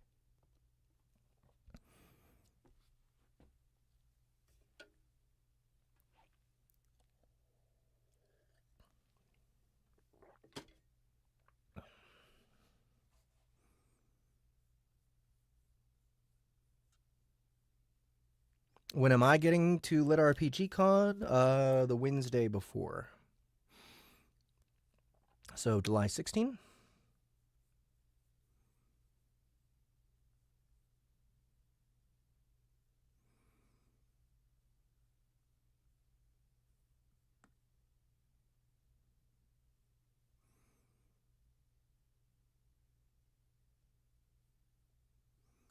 Nice. It's going to be cool to see you guys. All right, I'll take a doggo break after this chapter. How's that?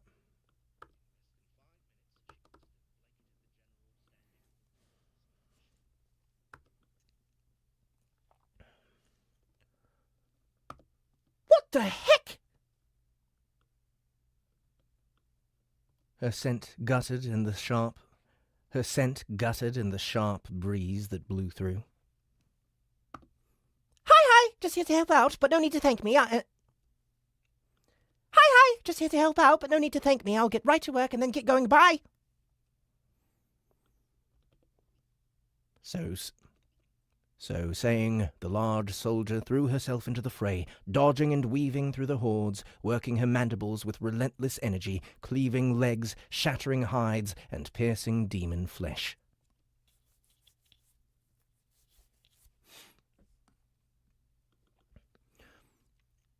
She was a whirlwind. She was a whirlwind more than an ant, never ceasing her rapid-paced movement, finding ways to dodge and slide through gaps that an ant half her size would never attempt. Seizing on the momentum that her invention brought them,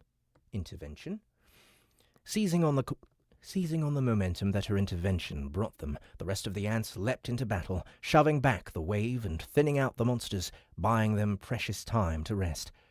The moment the tide of the battle changed, Vibrant turned around and dashed away, leaving nothing but the scent of her.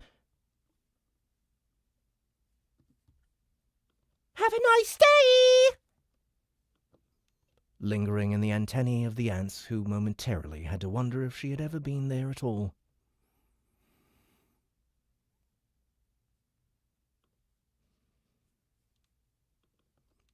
There was need. There was need. She was needed, and so she had to go. All over the territory the colony had claimed, there were checkpoints that needed help, needed someone to come and relieve the pressure, just so they could catch their breath. Vibrant was ready.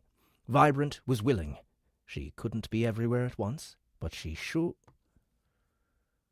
couldn't be everywhere at once, but she could sure as heck try. Just as she was picking up the pace and her heart was really starting to race, she suddenly felt her front right leg. Just as she was picking up the pace and her heart was really starting to race, she suddenly felt her front right leg snag on something she hadn't seen. Before her balance could fail, she snapped down her second leg and managed to catch herself just in time to avoid losing any of her speed. A perfect recovery. Except for the second, then third snag she hit. What the heck was going on? With two of her legs snarled and some kind of invisible obstruction, even her highly developed sense of balance wasn't enough to save Vibrant from going down. Crash! With a loud thump, she tumbled end over end and slammed into the tunnel wall, stunning her. What the... Hey! Which gave just enough time for a net to drop down from the ceiling. Hello, Vibrant, came a scent she knew all too well. How nice to see you again. You! Descending from the ceiling like a filthy spider came the small ant who'd captured Vibrant last time, but only with the help of Chrysalis. She'd forced Vibrant to sleep for hours. She might have been able to run faster afterward. She might have been able to run faster afterward, but she still resented being made to be still. What do you want? I'm busy helping the colony. I haven't even been avoiding sleep. More ants emerged from the shadows and surrounded Vibrant, looking down at her with glee. You have not been avoiding rest, the Nameless One said. But, according to the eldest, there is something else you have been avoiding, is there not? Vibrant, for once, grew still. I'm not sure what you mean. You probably don't mean anything, right? Why not just let me go and be on my way? There's plenty of ants out there that need help, and I can help them. I want to help them. You wouldn't want them not to be helped, right? So let me up and I'll get rushing over, and you don't need to worry about me or anything that I might be avoiding, which is nothing because I'm not avoiding anything.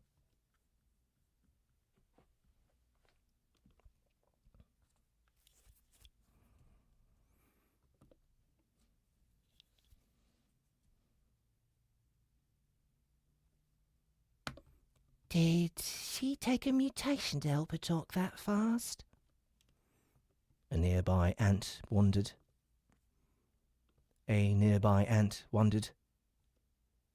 The Nameless One wasn't distracted.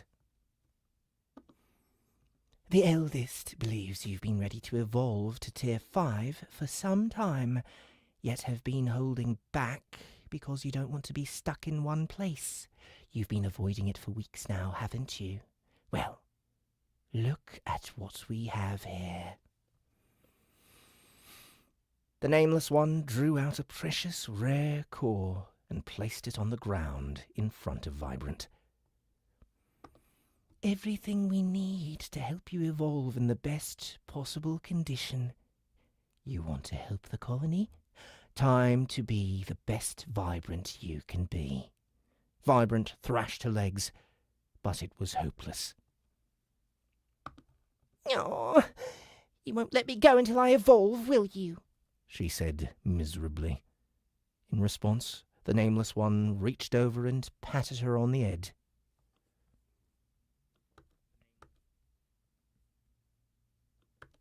In response, the Nameless One reached over and patted her on the head.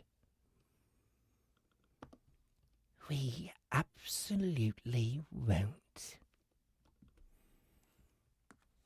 Excellent. And it is chapter 40 next. All right. Let's collect all and save.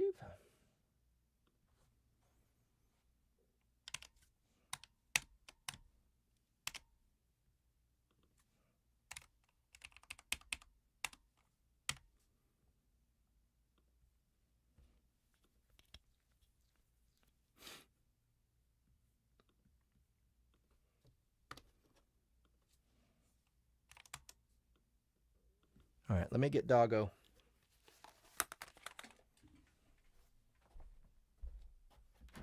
Riley. Riley. Riley. Your adoring public awaits. Come here, bud.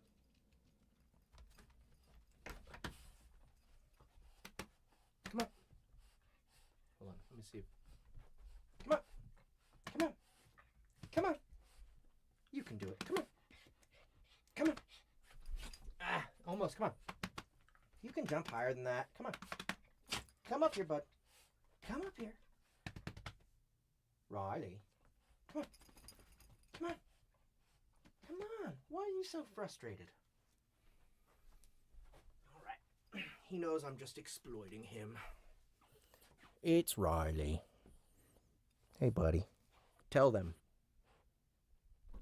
Tell them what you have to say, Riley. What do you think? He's looking right at the camera. That's funny. There you go. You like being a celebrity, Riley? You like being on the YouTubes? You good boy.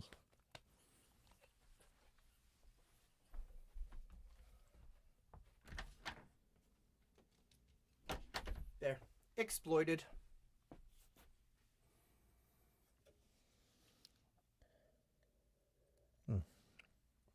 I'm gonna go get some water.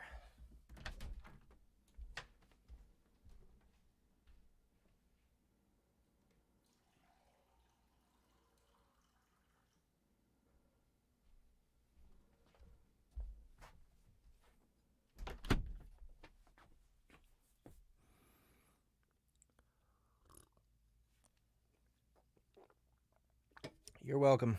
Just don't tell my girlfriend that I exploited her dog for the YouTubes.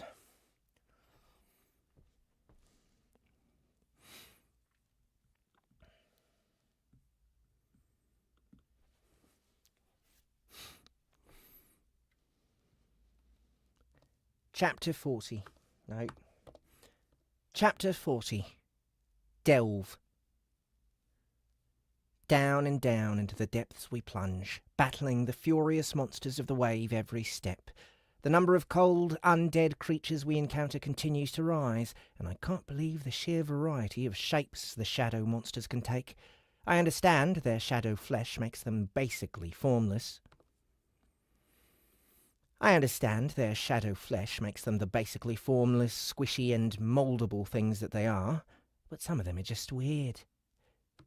I understand their shadow flesh makes them the basically formless, squishy and mouldable things that they are, but some of them are just weird. Tiny battled a disgusting beast who resembled a slug fused with a seahorse that fired some strange form of death plasma out of it. Tiny battled a disgusting beast who resembled a slug fused with a seahorse that fired some strange form of death plasma out of its face hole. Ah, so close. Tiny battled a disgusting beast who resembled a slug fused with a seahorse that fired some strange form of death plasma out of its face hole. The whole thing was rather traumatic from my The whole thing was rather traumatic from my point of view. I wish I'd never seen it. Only Nvidia's intervention managed to prevent my ape fiend friend. Only Nvidia's intervention managed to prevent my ape friend from suffering a premature death during that fight, and in fact, during mini-fights. Without much ability or inclination to avoid damage of any sort, Tiny has come to rely rather heavily on his armour to prevent damage, which works well against physical attacks, but doesn't help much against the more insidious.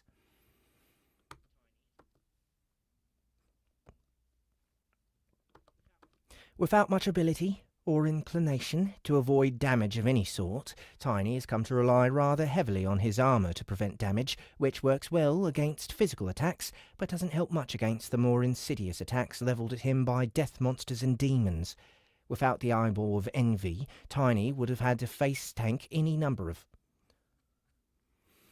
Without the eyeball of envy, Tiny would have had to face tank any number of poisons, curses and toxins, and I've little doubt he wouldn't have survived long. Before he evolves to tier 6, I'm going to make sure he covers his bases and gains a few more... Before he evolves to tier 6, I'm going to make sure he covers his bases and gains a few more points in cunning. I'm starting to think the reason I've never seen any of Tiny's species evolve beyond tier 2 is simply because the Lightning Fist ape and what comes after are simply too dumb to survive without constant babysitting and supervision. I might have a chat with Grannon about it when we get back. Still, it would be encouraging to learn that my first pet's total lack of survival instincts was an inbuilt flaw rather than something I introduced myself. The number of demons has also continued to rise, and without the benefits of my evolution, they would have been a right pain in the backside to deal with. Despite being tier 5, both Tiny and Chrysalis struggle against tier 4 demons. Despite being tier 5, both Tiny and Chrysalis struggle against... Despite being tier 5, both Tiny and Chrysalis struggle against tier 4 demons. The resilience and sheer brutal power of the creatures are... The resilience and sheer brutal power of the creatures are simply a tier above what we had seen so far. The resilience and sheer brutal power of the creatures are simply a tier above what we had seen so far. The resilience and sheer brutal power of the creatures are simply a tier above what we had seen so far.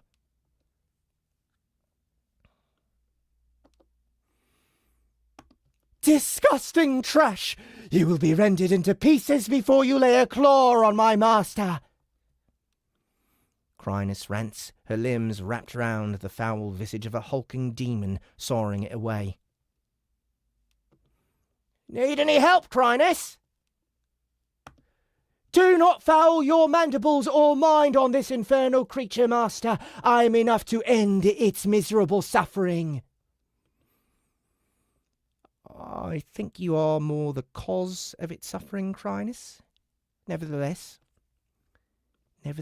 she is successful in ridding the poor beast of its condition, namely the one of being in one piece, and swiftly descends on the biomass. In just a few seconds, the looming threat of the Wrath Demon is gone, along with any evidence it existed in the first place, vanished into the 3 maws of the blob of death. Despite her victory, we are still surrounded, and I once again bring down a domain of scorching blue flame, using my main mind to supercharge the spell and increase its range, burning any monster who dares to come close. Whew, this is exhausting. There's no end to them. You didn't expect anything different, did you, Master? It is a wave, Chrysalis says. Tiny just gives me a thumbs up, a broad grin splitting his bat face. I know you're happy. We've been fighting for hours without pause. This is basically paradise for you. For his part, Nvidia just continues to float alongside us, the intense light of his eye.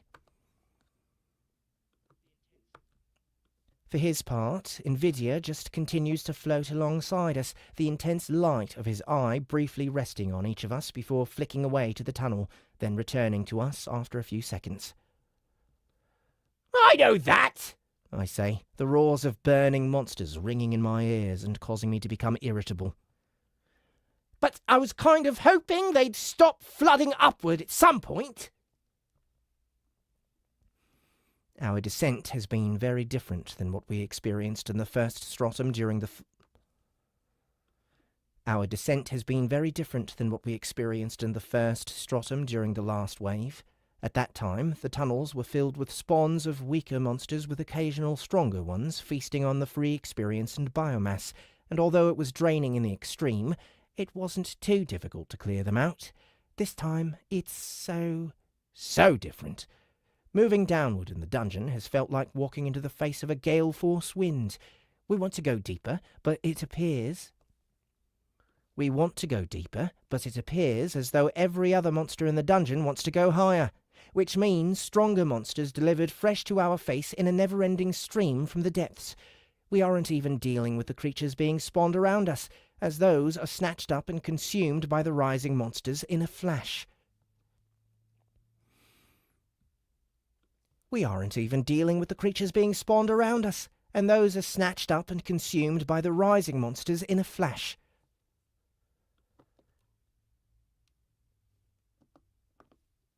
How long can you maintain this domain, Master? Chrysalis asks. Good question. I check the mana flooding into my core through my legs and idly check what I can grab from the ambient mana around us. If I keep dragging in mana, probably indefinitely? It would take most of my concentration to do so, though. Then might I suggest we rest here momentarily? All right, you two can relax. Invidia, can you deal with anything that gets through? The eye flashes dark energy.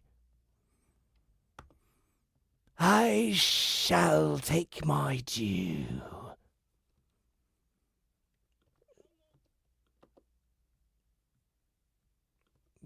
Sure thing, buddy. The pulsing sphere of blue fire isn't enough to deal with oppressive monsters on its own, though it does damage them. Sadly, most of the demon spawn are resistant to the flames, which allows them to push through it, which is where the power of explosions comes into the picture. Boom! The four of us are showered with dust and stones as we settle in for a short break while Invidia sucks in mana from the air and weaves his deadly magic with it. Boom! How much farther do you think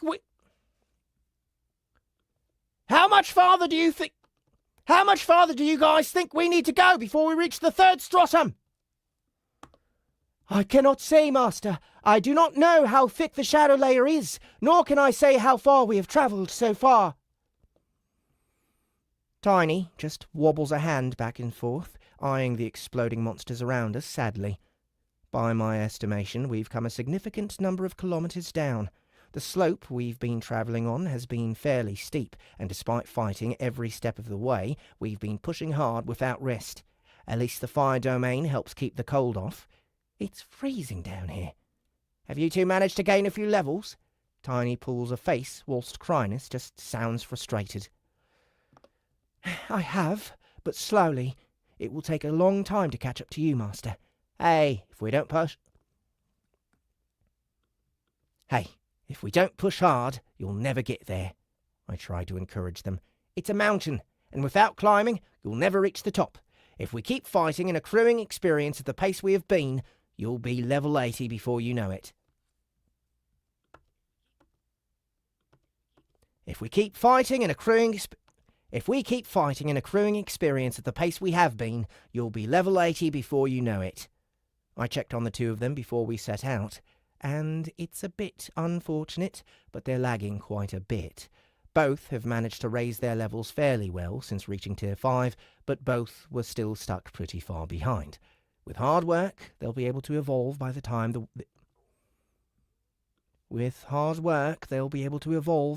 this wave is done. Oh, did either of you grab any cores? Chrysalis extends a limb from within her blobby... Chrysalis extends a limb from within her blobby mass and deposits a few cores in front of me, which I quickly leap up.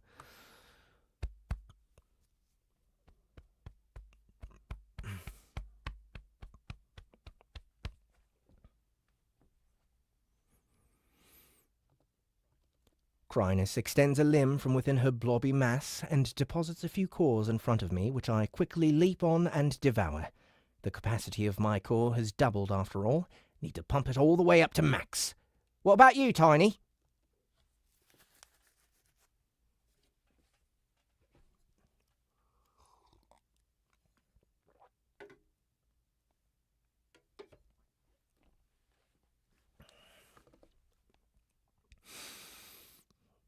The ape just shrugs and shakes his head.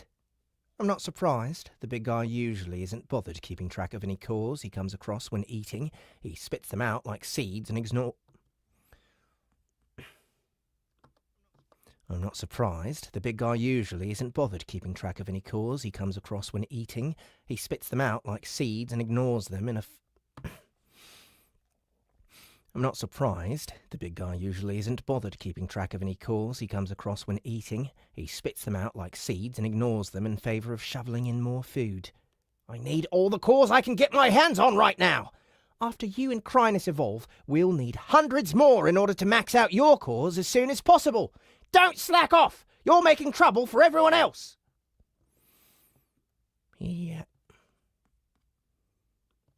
He has the decency to appear a little ashamed, which is a plus.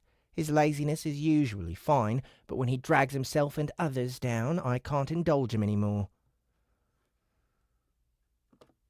Master, they are closing in on us. A quick glance is enough to confirm that Nvidia is correct. Despite his frequent detonations, the monsters are pressing in, even through my domain spell. With a weary mental sigh, I push my legs under me and flex my mandibles. Back at it, gang. We've got a long way to go.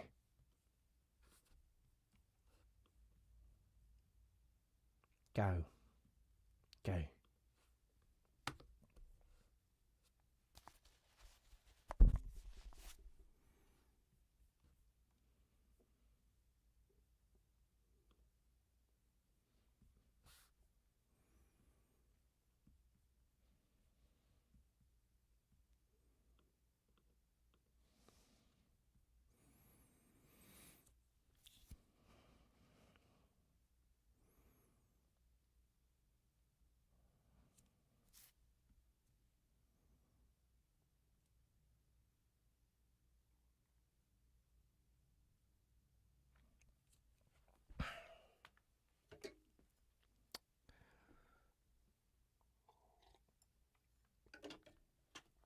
A little water, little energy, and here we go.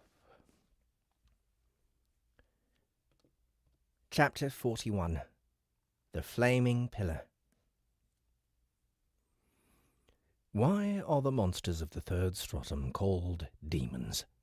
This is a question frequently asked of me by those unfamiliar with that particular stratum, or less well read on monsters overall. It's a general misconception that it was the civilized races of Pangera that designated the monsters of the third stratum as demons in a response to the particularly intelligent cruelty inherent in the more highly evolved...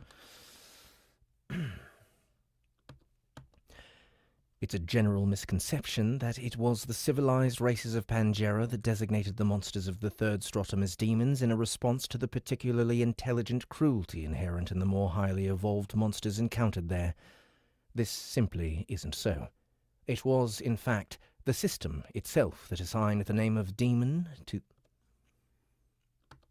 It was, in fact, the system itself that assigned the name of demon to those monsters, probably long before any surface being encountered and slew one. As to why this may be the case... here we come to the crux of the matter. This question is the cause of much debate and speculation in the academic community even to this day, and despite what many of my colleagues believe, I don't think it will be possible to arrive at a conclusive answer. Some posit the theory that the system itself contains a sense of good and evil, and use the language associated with various skills, classes, and monsters to support this idea. The argument has some merit, I admit. Various healing classes, or those with a predilection to endeavours that one can argue are for the immediate benefit of society, do in fact receive affirming and positive language in their descriptions as given by the system.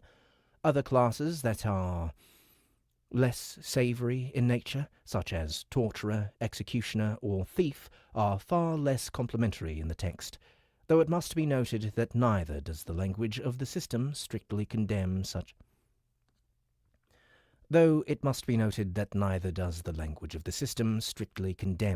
classes.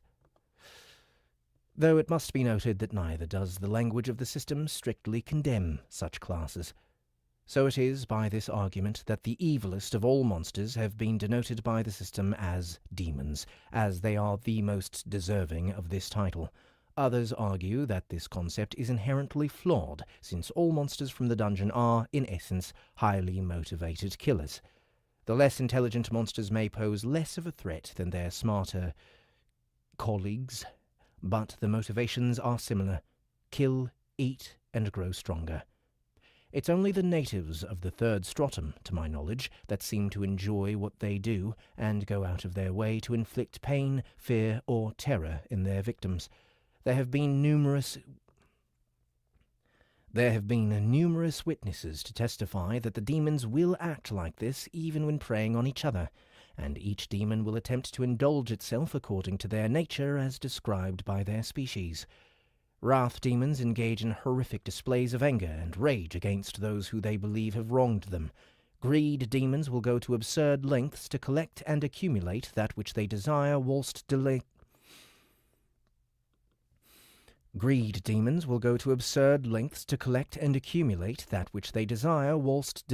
in the pain inflicted. Envy demons are known to strip everything from their foes. Envy demons are known to strip everything from their foes.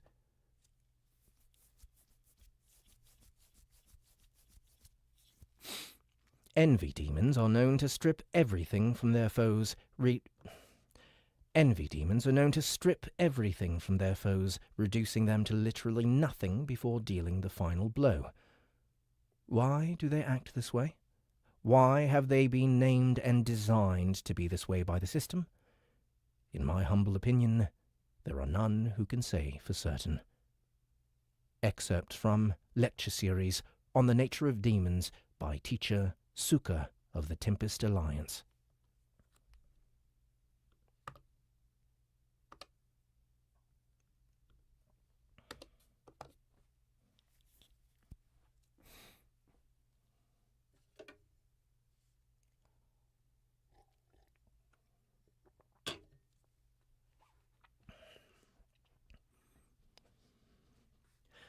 I'm so damn tired.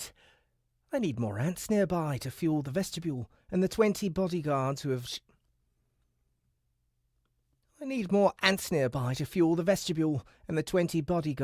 shadowed us down this far simply aren't enough to provide the kind of energy I need. It's been 2 days, and we haven't had much of a break in that entire time. Constant fighting for this long is enough to take it out of anyone, even a tier 6, as it turns out.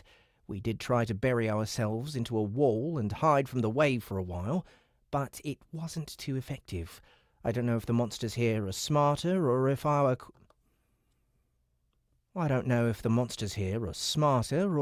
cores are just too easy to detect through a few meters of collapsed tunnel wall. I don't know if the monsters here are smarter or if our cores are just too easy to detect. I don't know if the monsters here are smarter or if our cores are just too easy to detect through a few meters of collapsed tunnel wall, but no sooner did we seal ourselves into a pocket of air that we're... Fuck!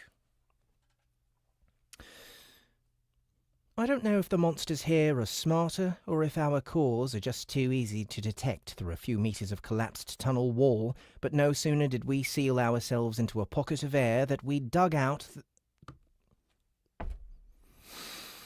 I don't know if the monsters here are smarter or if our cores are just too easy to detect through a few meters of collapsed tunnel wall, but no sooner did we seal ourselves into a pocket of air that we dug out. Fuck me! God damn it! I don't know if the monsters here are smarter or if our cores are just too easy to detect. Too easy to detect. I don't know if the monsters here are smarter or if our cores are just too easy to detect through a few meters of collapsed tunnel wall, but no sooner did we seal ourselves into a pocket of air that we dug out than the monsters started digging their way through to us. Stop being so persistent and leave us alone! In the end, we managed to get a tiny rest by digging farther in and forcing the monsters to work harder to get to us, but it wasn't nearly enough to recharge the batteries. In truth, we should have turned round a long time ago, but I can feel that we're getting closer to the third stratum with every step, and I'd be lying if I said I wasn't super interested in taking a peek. This is the new frontier, the next leg of the colony's conquest of the dungeon.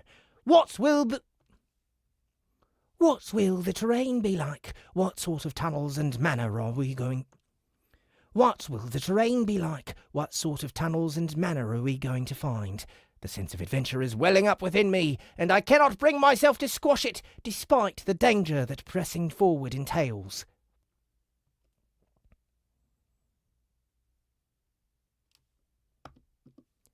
Eldest, I must recommend against this course of action. I sent a killjoy from somewhere above me. Protectant? What do you mean? Aren't you curious to catch a glimpse of the third stratum?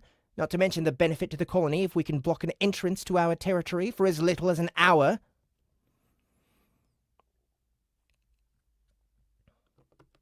Not to mention the benefit to the colony if we can block an entrance to our territory for as little as an hour. If we stop the flow of demons into the second stratum beneath the colony, the pressure on all of the checkpoints above will diminish dramatically. It would achieve the goal of this expedition in one fell swoop. My only goal is to make sure that you remain alive, comes the reply. Going farther into the teeth of the wave isn't worth the risk. Be a lot easier if you helped out more. We are helping more than you think. We've done as much as we can whilst also remaining hidden. You must be getting a hell of a lot of stealth levels out of this.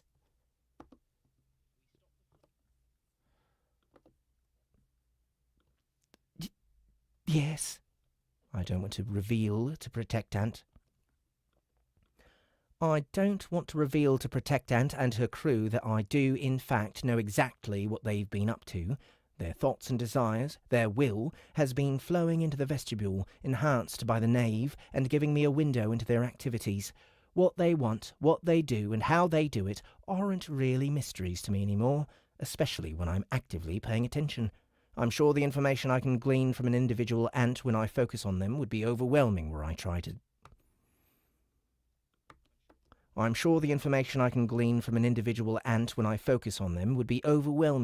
try to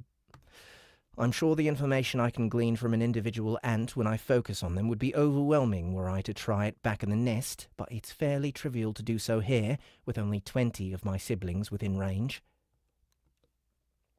Make sure you keep getting levels, I urge them all, directing my scent widely across the ceiling where the rest of them are hiding. I know you've been working hard to level up. A bit more of a push and you'll reach Tier 5. Let's do it! If all of them reach Tier 5 at the same time my pets reach Tier 6, my group will have reached a much higher level of power, making us a mobile fortress that the colony can fling at our enemies. Certainly, we'd have been able to hold at the siege far more effectively. Anyways, we're pushing forward again. We aren't going home until I catch a glimpse of the third stratum. If you want to go back, then push forward even more aggressively. Curses ring through the very souls of the defenders squad above me, each of them raging that the target the council wants them to keep alive is so determined to seek out danger at every turn. Not my fault, team. I'm not the one who tasked you with this impossible mission, so if you want to complain, then go back and yell at the ones who commissioned you in the first place. Having reaffirmed my desire to push on, the group girds themselves and continues to press onward into the teeth of the endless Having reaffirmed my desire to push on, the group girds themselves and continues to press onward into the teeth of the endless flood of monsters. The deeper we go, the more necessary it becomes for the bodyguards to get involved, working in groups to knock monsters off balance, put damage on targets from range within... The deeper we go, the more necessary it becomes for the bodyguards to get involved, working in groups to knock monsters off balance, put damage on targets from range with coordinated acid barrages, or use magic to thin out the weaker opponents. It makes a noticeable difference in our advance. The first thing I pick up on is the heat. The first thing I pick up on is the heat. The irrepressible cold of the shadow sea gives way ever so slightly, the faintest hint of warmth brushing against my carapace. Thank goodness! The temperature was getting so low that my legs were on the brink of locking up. Excuse me.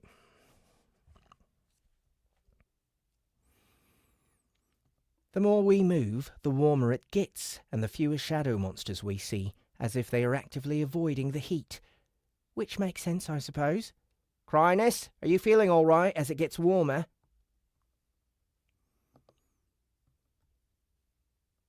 It's uncomfortable, she admits. But I'm fine. Good. We can press on then. Down we go into the depths, and we come across something unexpected. A thick wall of fog blankets the way forward. We're cautious nearing it, testing our footing and stretching our senses, even as monsters and demons swarm around us. Every time I move my leg another step, the rock gets hotter until it reaches a near Every time I move my leg another step, the rock gets hotter until it reaches a near scorching temperature that... Every time I move my leg another step, the rock gets hotter until it reaches a near scorching temperature that... Thank fucking fuck. Every time I move my leg another step, the rock gets hotter until it reaches a near scorching temperature that thankfully does no damage, though it stings. Tiny is particularly uncomfortable, and I can sense him hopping from foot to foot as we fight our way through the fog. It lasts for perhaps 100 meters of tunnel, and when we emerge on the other side, the dungeon has completely transformed. No longer are we surrounded by the dark and cold. It's been replaced by a wall of heat that boils the moisture from my eyes, and bright red light emanates from veins that flow through the walls like branching light.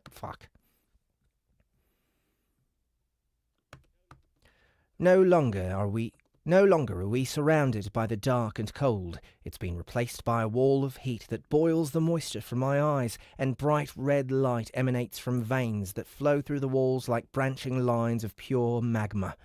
Far more shocking than this is the scene that opens up. The tunnel continues to slope down, forming a bridge to what I can see is a flat pillar. Not far ahead, the walls of the tunnel drop away to reveal a huge expanse of open air that frankly defies belief. Keen to see more, we barrel forward. Slamming monsters out of the way, even knocking them over to the edge. Keen to see more, we barrel forward, slamming monsters out of the way, even knocking them over the edge to fall to the depths. "Hold them off!" I tell my pets. "I want to take a look!" As Chrynus, Tiny, and Invidia move to defend me from the monsters, I head to the edge of this ramp, my mind freezing at the impossible sight. The floor is so far away. What am I even seeing? Even in the dungeon, this surely can't be possible. But the evidence of my eyes cannot be denied. The ramp we stand on connects to a pillar of fiery rock that rises what must be 10 kilometers from the floor. It's hard to make out, but as far as my eyes can see, the rocky ground flows with lava, fire, and a writhing carpet of monsters that surge toward the base of the pillar. The pillar itself is covered in monsters, clawing their way upward, even as they fight each other every step of the way. These are the demons who've been reaching us in the second stratum, those few who survive the climb. In the far, far distance, straining my eyes to their limits, I can make out another towering spire of stone that looks as if it holds up the sky itself. You're telling me that the entire surface and the top 2 stratum are being held up by these columns? Surely not. Right?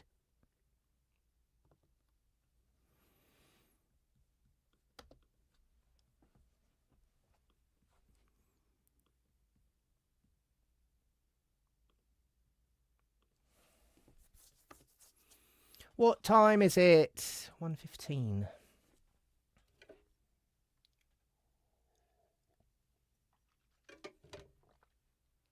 I'm having so much fun. I feel like I'm on a roll here.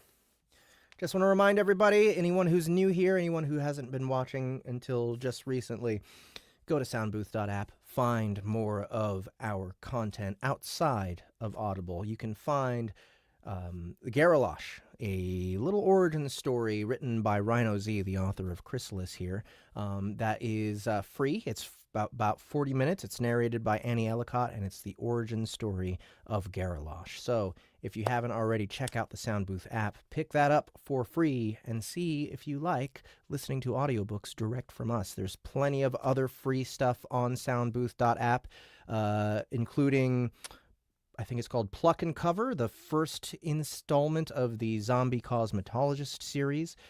This is written by J.D. Blackrose, narrated by Ryan H. Reed, and backed up by myself, Justin Thomas James, and Jessica Threed. It's a comedy, neo-noir, about a zombie cosmetologist who works for Hollywood, who also gets roped into a murder mystery because he's implicated in the murders. So that's going to be 4 episodes total. The first 2 episodes are out. The first episode is free. The second episode is just $2.99. The next one's coming out in 2 days. The next one is coming out a week from then. And lastly, go to litrpgcon.com. This is the very first LitRPG convention dedicated to the genre. It will be full of the biggest, most famous narrators and authors in the genre. It is July 18th through the 20th in Denver, Colorado at the Grand Hyatt, and there we will be playing games, we will be doing panels, we will be playing VR laser tag, and we will have nighttime entertainment for you all. And it's just $100 to get in. Go check out litrpgcon.com to get tickets, and you can check out the guest list just in case you're on the fence. I'm sure you will find one of your favorite authors and narrators on that list, and you can play games with them or meet them if you come out. July 18th through 20th, Denver, Colorado, the Grand Hyatt. All right, litrpgcon.com. Let's go on to the next chapter. Chapter 42, Pillars of the World.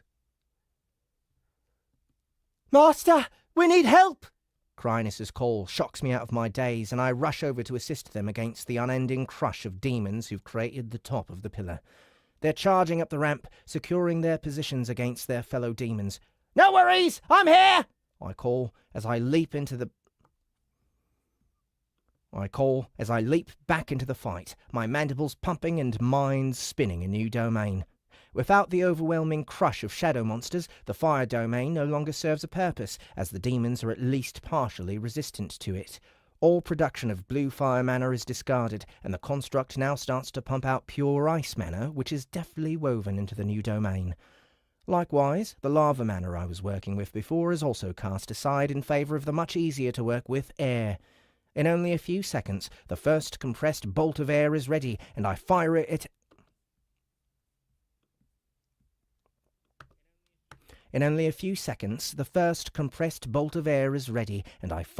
at a lithe, weasel-looking demon trying to slip past us.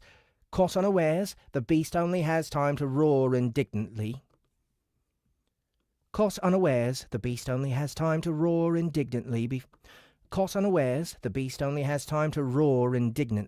the powerful gust of air carries it over the edge of the ramp and plummeting to the depths below.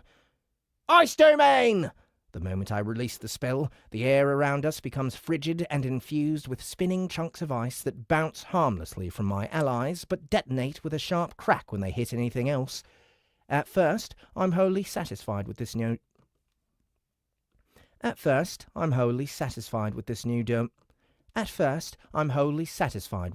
domain. The demons certainly aren't big fans of the ice, but after a few seconds, I notice something I may have overlooked. Though the amount of mana it takes to maintain this domain is unbelievable, even over this short period of time. The sub-brain in charge is starting to frizzle from overwork as it tries to maintain and produce the ice mana necessary to keep it running at the same time. The reason why is readily apparent. It's too damn hot here! The ice mana is being consumed way too quickly. Cursing inside,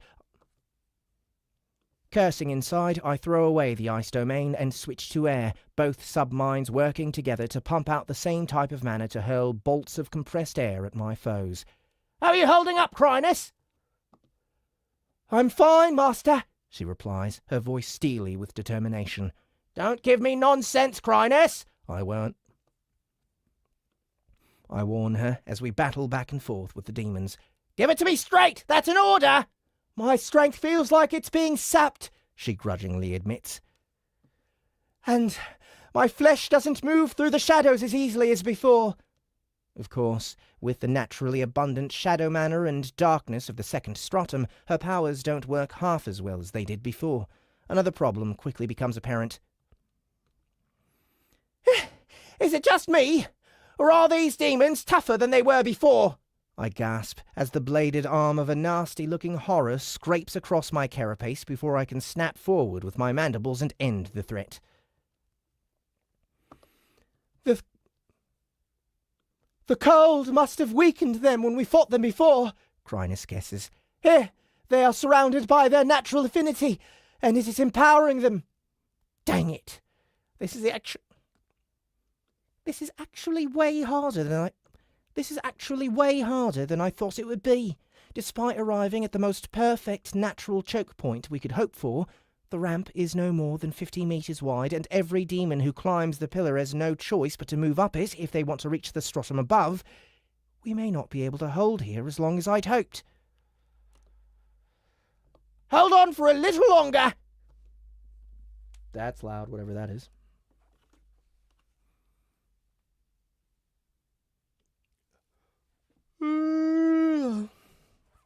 Oh, I don't know.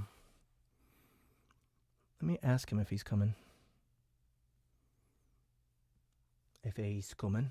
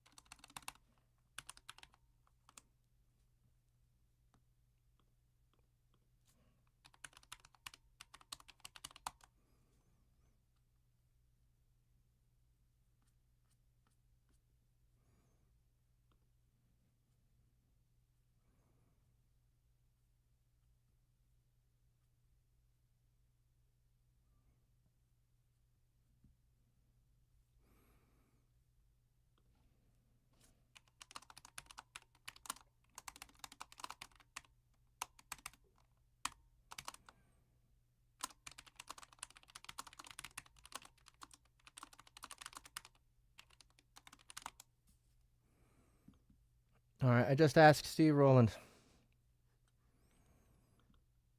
Oh, crap.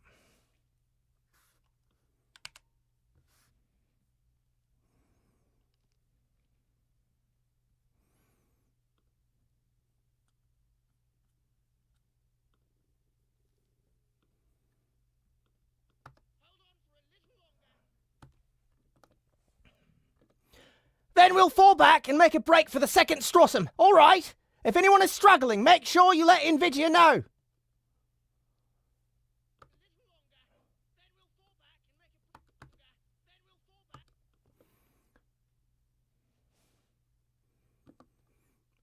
I really don't think you should stay here, eldest, Protectant appears to tell me in person. Her antennae twitching in all directions as she nips forward to bite at the legs and joints of the demons near Tiny. This situation is too unstable. There's no need to take the risk. We're all right, I tell her, forcing my exhausted body to keep moving as yet another demon fronts up to me, charging toward my much larger frame with reckless abandon. Just hang on a little longer and then we'll retreat. We'd be fine if all of you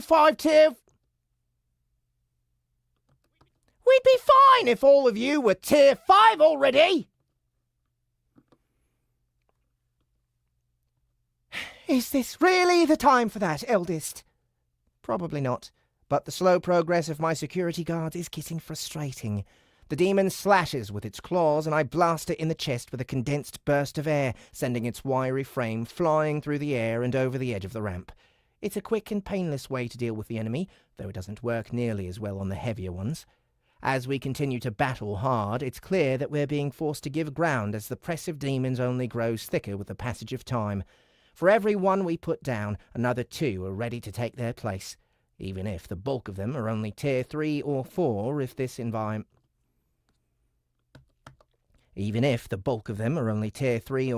in this environment, they're much tougher, moving faster and hitting harder than we fought them. Even if the bulk of them are only tier 3 or 4, in this environment, they're much tougher, moving faster and hitting harder than we fought them. Even if the bulk of them are only tier 3 or 4, in this environment, they're much tougher, moving faster and hitting harder than when we fought them above.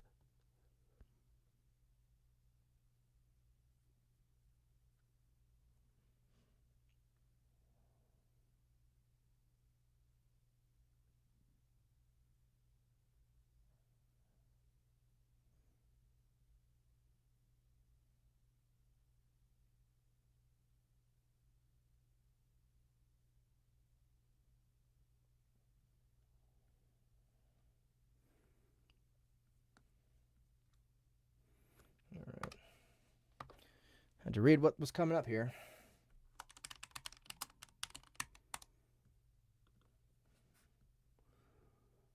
Oh.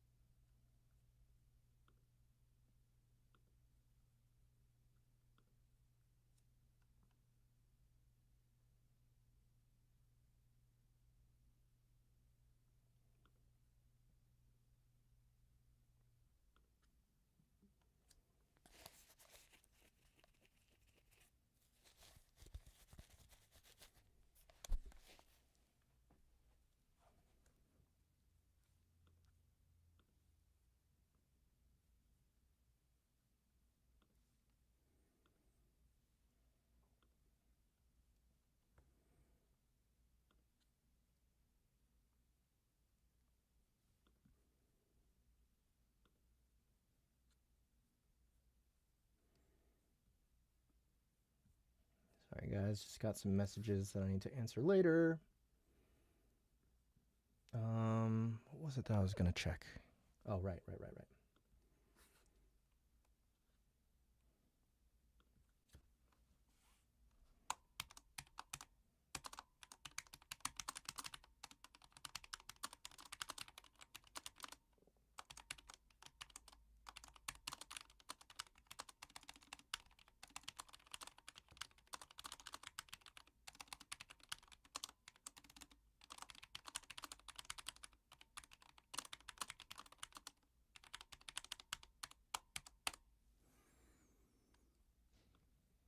Okay. Steve Rowland will be there.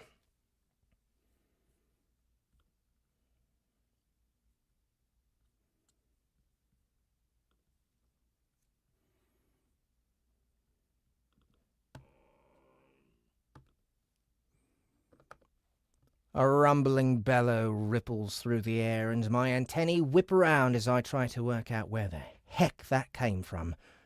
From below, over the edge of the bridge, I see a massive arm covered in dripping black tar reach up and dig into the stone, thick muscles bulging to haul the rest of the monster up to the top of the pillar.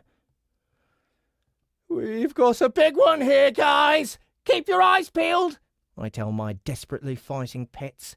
The spark of battle ignites in Tiny's eyes anew when he spots the enormous demon cresting the pillar, a broad grin splitting his bat features. "You stay here!" I order him. "This one's mine!"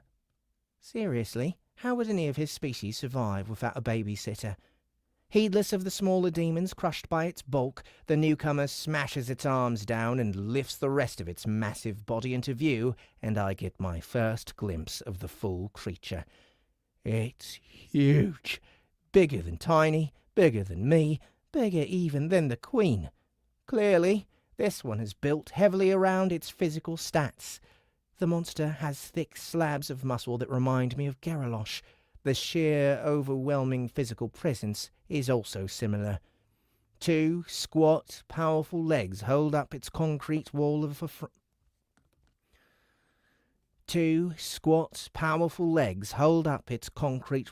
frame. The monster is hunched at the shoulders, its head little more than an open, circular mouth ringed with teeth. At the end of each of its absurdly thick arms aren't the hands or fingers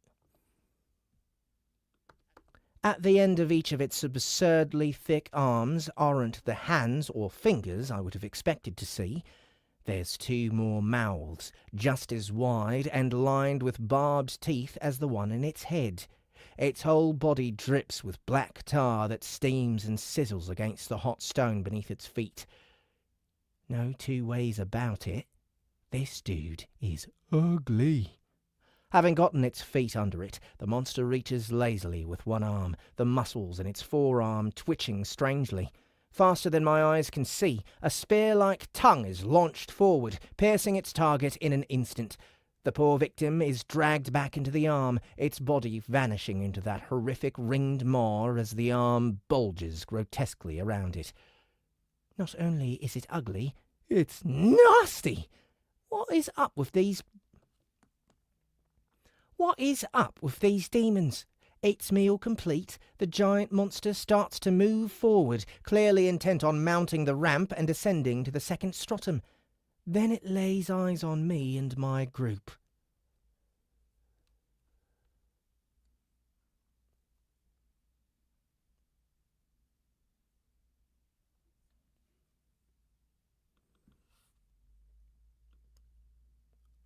A feast?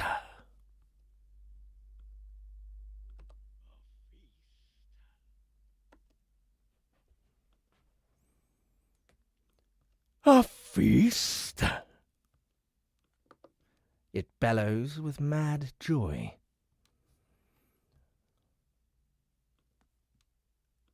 Insect, I will welcome you into my gullet.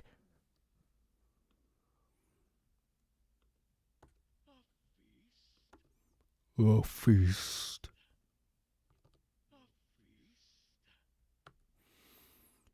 Insect, I will welcome you into my gullet.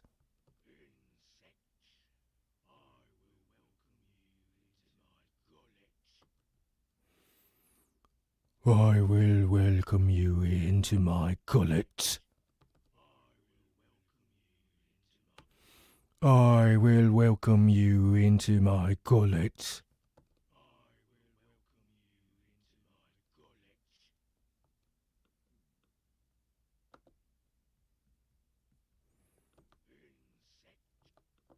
No, I'll leave those out. It can talk. Is this thing tier 6? A chill rolls over my carapace. Please tell me it's not higher than that.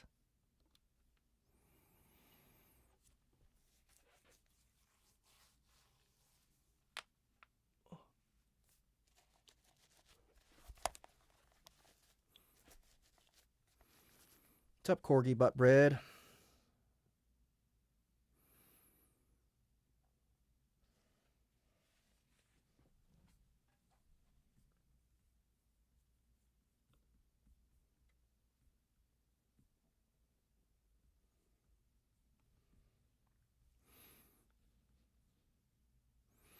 All right, guys. I think I got 2 more chapters in me. Then I got to call it for today because I got other things I got to do.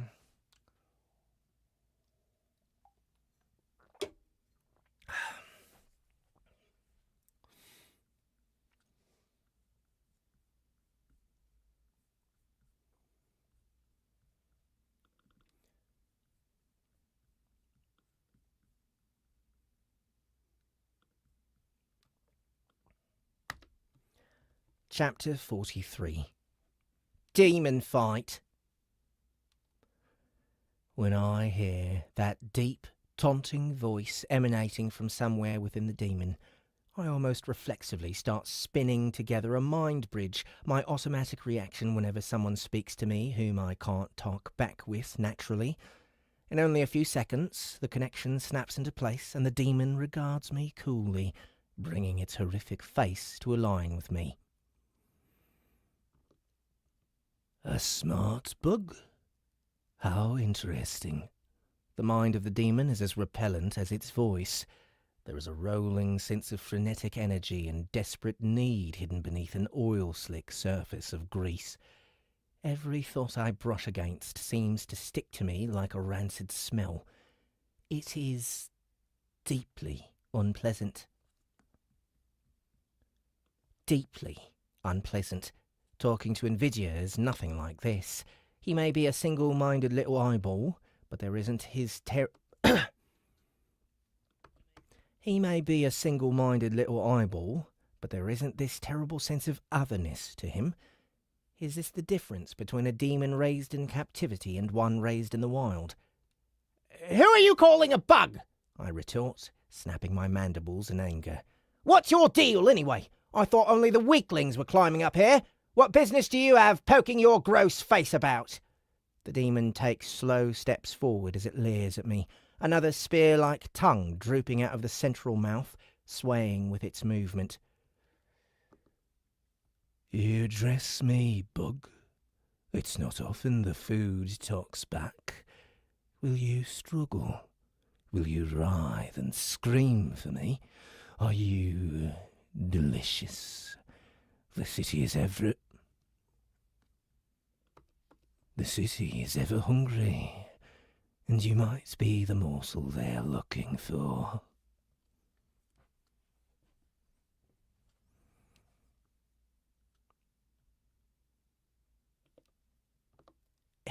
Just gross. The novelty of finding another monster smart enough to converse, and the wealth of information that it might hold, are almost not enough for me to resist cutting the connection. This thing has such an alien way of thinking that exchanging words with it is almost enough to make me sick. "You want to eat me, demon? Are you sure you won't become food yourself? How about you step back and we have a little chat before you do something you'll regret? Tell me a little about this city. Where might it be found, for example?" Despite having a circular mouth, I can tell the demon is grinning as that barbed tongue lolls.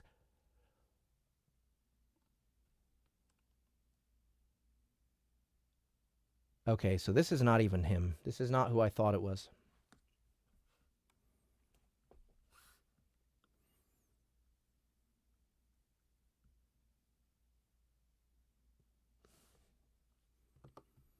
A smart bug.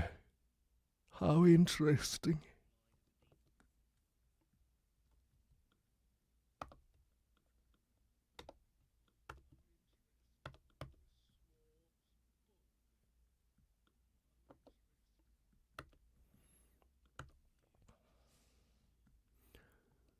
You address me, Bug. It's not often the food talks back. Will you struggle? Will you struggle? Will you writhe and scream for me? Are you delicious?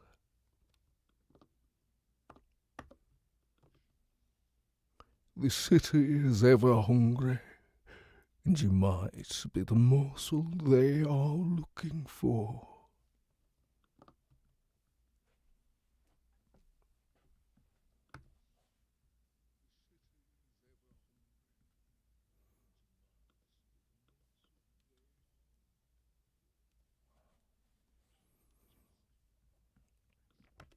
Anger plays with food, but anger does not discuss with food. If you want answers, come and take them. Come and take them, little bug.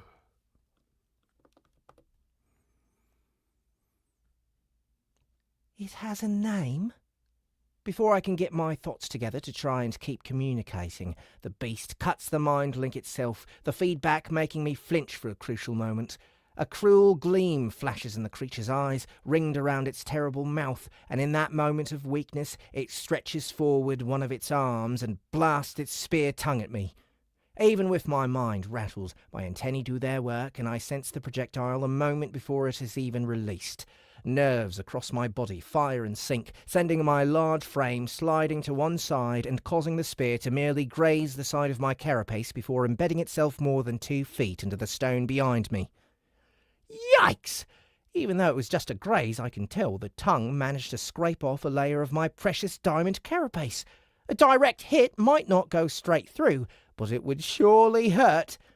Quick as a flash, I attempt to snap my mandibles down on the trailing, fleshy cord that connects the spear back to the monster's mouth. It's a disgusting, sinewy connection of pale meat that I really would rather not bite, but robbing Mr. Anger of his primary weapons seems like a sensible play. Chomp! My eyes almost boggle out of my head as the tongue flexes and twists away from my mandibles, avoiding my bite by centimetres. Are you telling me the whole thing is prehensile?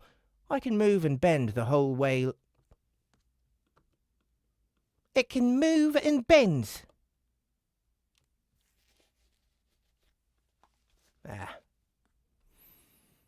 Of course, for no reason.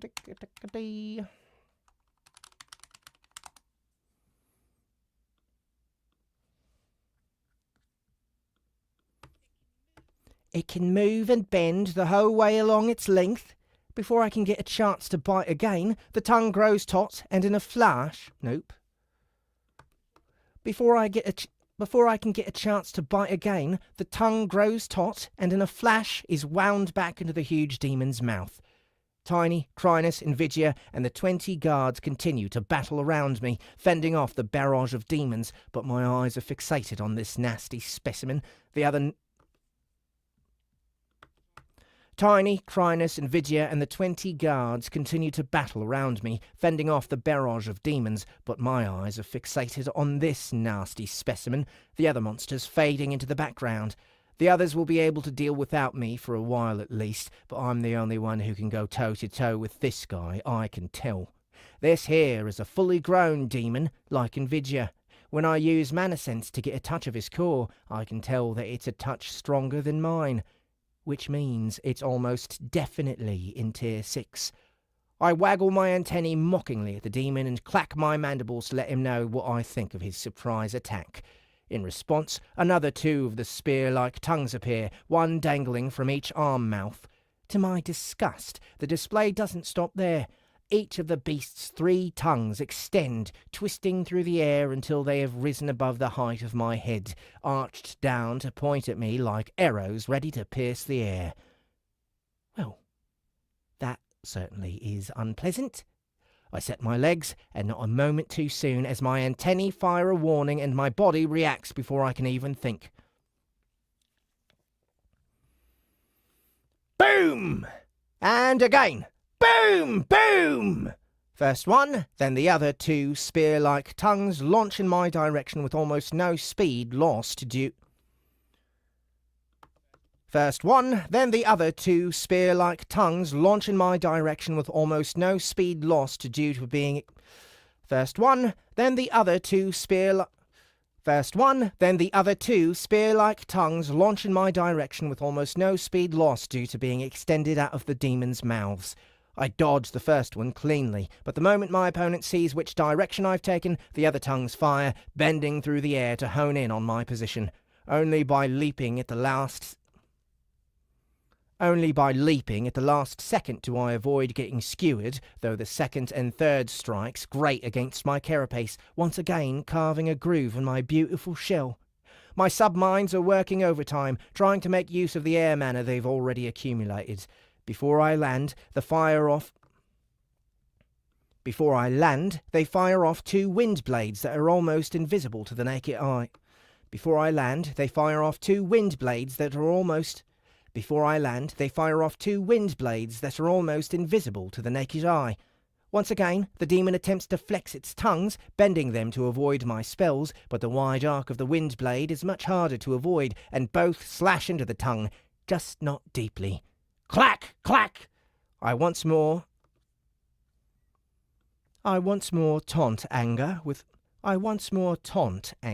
my mandibles.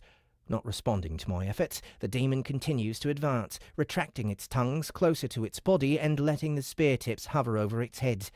Despite the first two exchanges going in my favour, my opponent doesn't seem rushed. Quite the opposite. I can almost feel a horrible sense of glee rising from the creature as it narrows the distance between us. Pow! Pow! Pow! Unwilling to let him do so for free, I rapid-fire a series of acid blasts whilst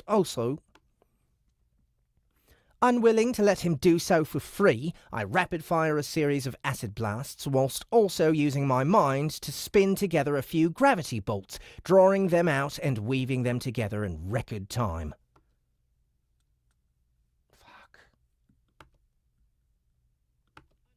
Unwilling to let him do so for free, I rapid-fire a series of acid blasts whilst also...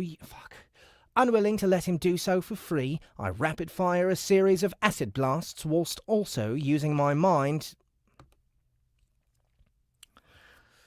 Unwilling to let him do so for free, I rapid-fire a series of acid blasts whilst also using my main mind to spin together a few gravity bolts, drawing them out and weaving them together in record time.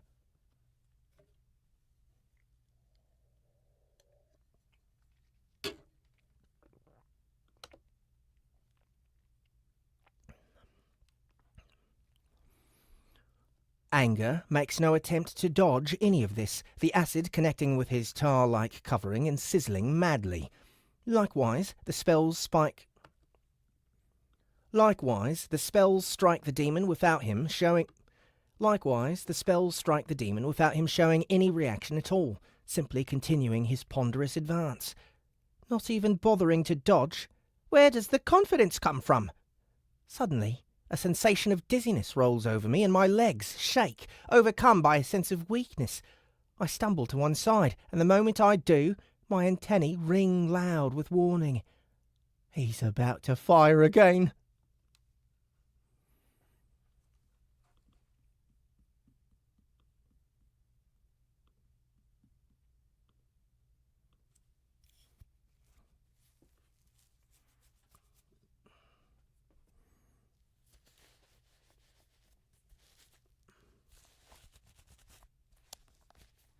Let me get some more water.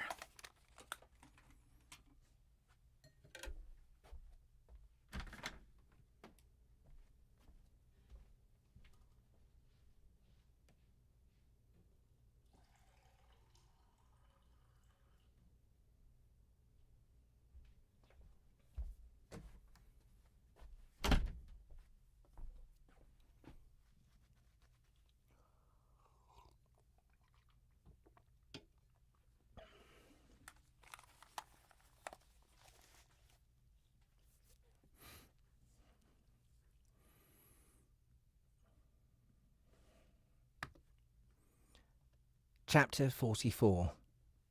Demon Subdued.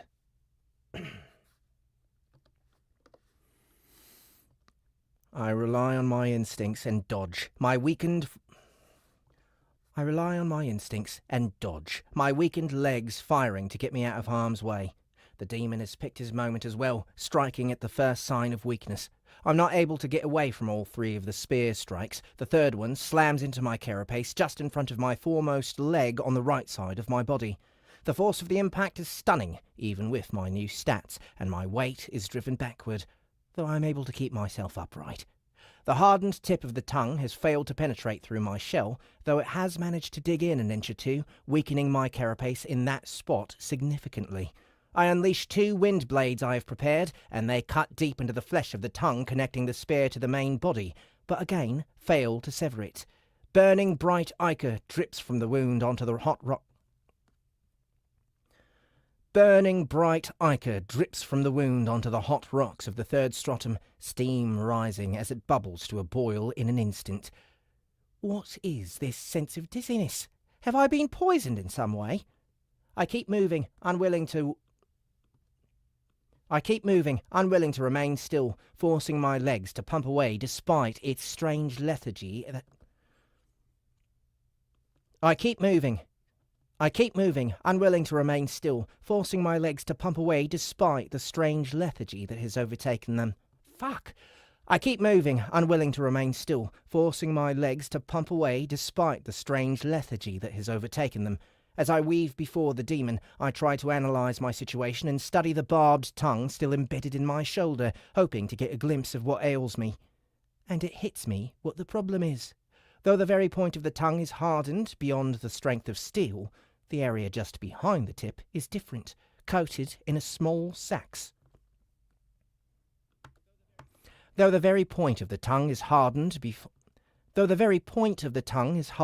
beyond the strength of steel, the area just behind the tip is different, coated in small sacs that contain a virulently green-looking goop that is leaking onto my carapace. Some sort of venom or toxin? But I was only scratched! Even now, he hasn't managed to get through my shell and into my bloodstream. Invidia! I've been poisoned! See what you can do about it! With all the practice he's had lately during the siege and keeping Tiny alive, Invidia has trained the rank of his healing magic at... With all the practice he's had lately during the siege and keeping Tiny alive, Invidia has trained the rank of his healing magic at a rapid clip. I know for a fact that with his achievement of the higher ranks, he gained knowledge of ways to deal with poisons and afflictions, which will hopefully be enough to alleviate this situation. For now, I need to get this damn tongue off of me before more of this insidious toxin manages to worm its way into me. Let's see if he wants to test his tongue against this. Doom Chomp! The dark energy mandibles manifest as an extension of my own, and before they slam shut, Anger has rather predictably chosen not to chance it and pulled his tongue back. Although the fight has turned positively in his direction, the demon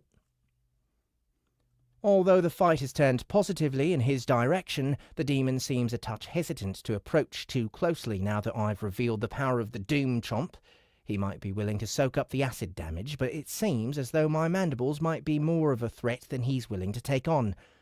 Not that I'm going to give him a choice. I start to pump gravity mana into my mandibles, and they begin to glow with an unearthly purple light, something that my opponent doesn't fail to notice. He pauses his advance, tongues hovering threateningly. I can immediately tell what he wants. The poison managed to affect me when I barely had any of it on my...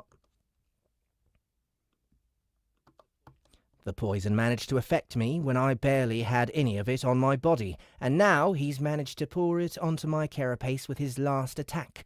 If I can't counteract the effect, then the fight is already over. All he has to do is wait. How are you doing, Invidia? The demon toxin is stubborn, not physical at all, mana-based. It has seeped into you. I have done what I can for now. Mana-based? A mana toxin? I switch on my mana sense and direct it inward to reveal that Invidia is totally correct. The disgusting goop that Anger dripped all over me is a medium for delivering the poison rather than the poison. The disgusting goop that Anger The disgusting goop that anger dripped all over me is a medium for delivering the poison rather than the poison itself. A viral form of mana has leaked out of the stuff and drifted into my body, latching onto my own mana and corrupting it, disrupting the flow of energy throughout my body. I didn't even know something like this was possible. Using his big old brain, Invidia was able to detect the issue and attack the infected energy within my body, breaking it down and dispersing it as best he could. Some traces remain, and given time, they will multiply and replicate the problem, but for now, I'm not in any immediate danger. Not that the demon knows that. I continue to build the gravity mana in my mandibles, and I maneuver, only to stumble and fall, crashing into the rock of the ramp with a thud. As I feign weakness and try to push my body off the ground, I can almost feel the malefic glee rising from anger as his tongues waggle in the air. His thick, chunky legs begin his advance anew with agonizing slowness. I flop and twitch on the ground until I'm confident he's close enough before I unleash my surprise. I flop and twitch on the ground until I'm confident he's close. I flop and twitch on the ground until I'm confident he's close enough before I unleash my prepared surprise. The gravity mana infused in my mandibles flares to life as I reach out and pull. I don't target anger. The demon is way too heavy for the gravity to affect him, and I'm honestly not sure it would go super well for me if his whole body started falling at me. No.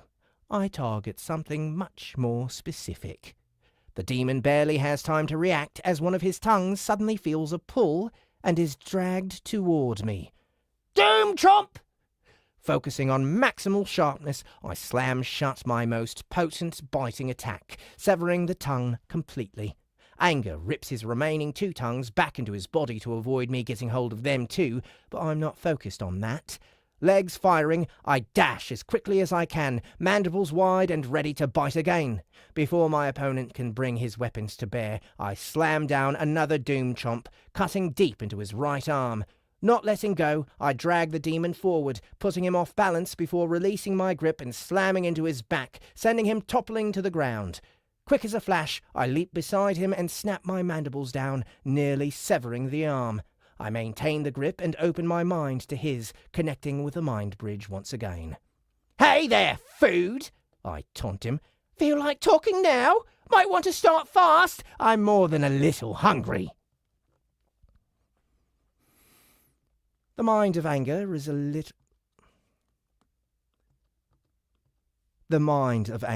little changed from what it was before. That same roiling violence beneath a coat of filth is present, and I sense no fear from him.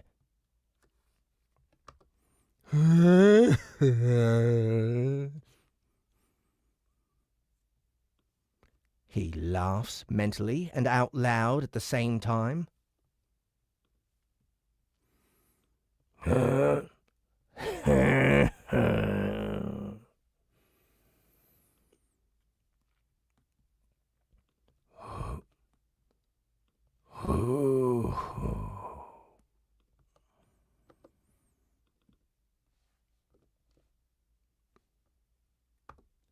A feisty morsel you are. Will you allow anger to live if he speaks with you? If I am to be food? A feisty morsel you are.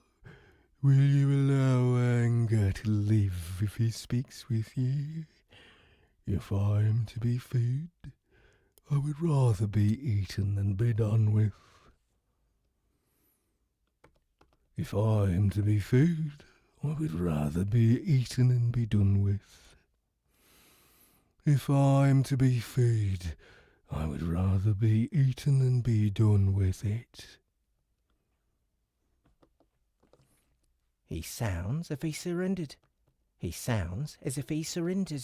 But connected as we are, I can sense the thoughts of harming me bubbling in his mind. He would turn the situation in a second if I let him, and I doubt he would give me a chance to walk away alive.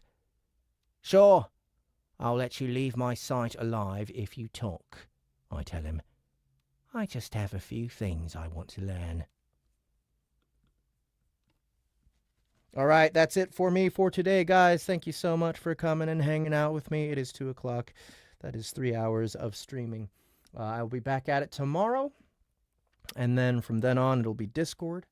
So I hope you had a good time. I'll see you tomorrow. And don't forget, go to soundbooth.app. Pick up our app. Pick up a bunch of our free stuff, including the free Chrysalis story called Garralosh, narrated by Annie Ellicott, written by Rhino Z. And don't forget to go to litrpgcon.com to check out our list of guests and all the different activities that we're going to be doing. I will be there. Matt Dinneman will be there July 18th through 20th in Denver, Colorado at the Grand Hyatt Hotel. All right. Thank you so much for coming and hanging with me. I will see you again tomorrow.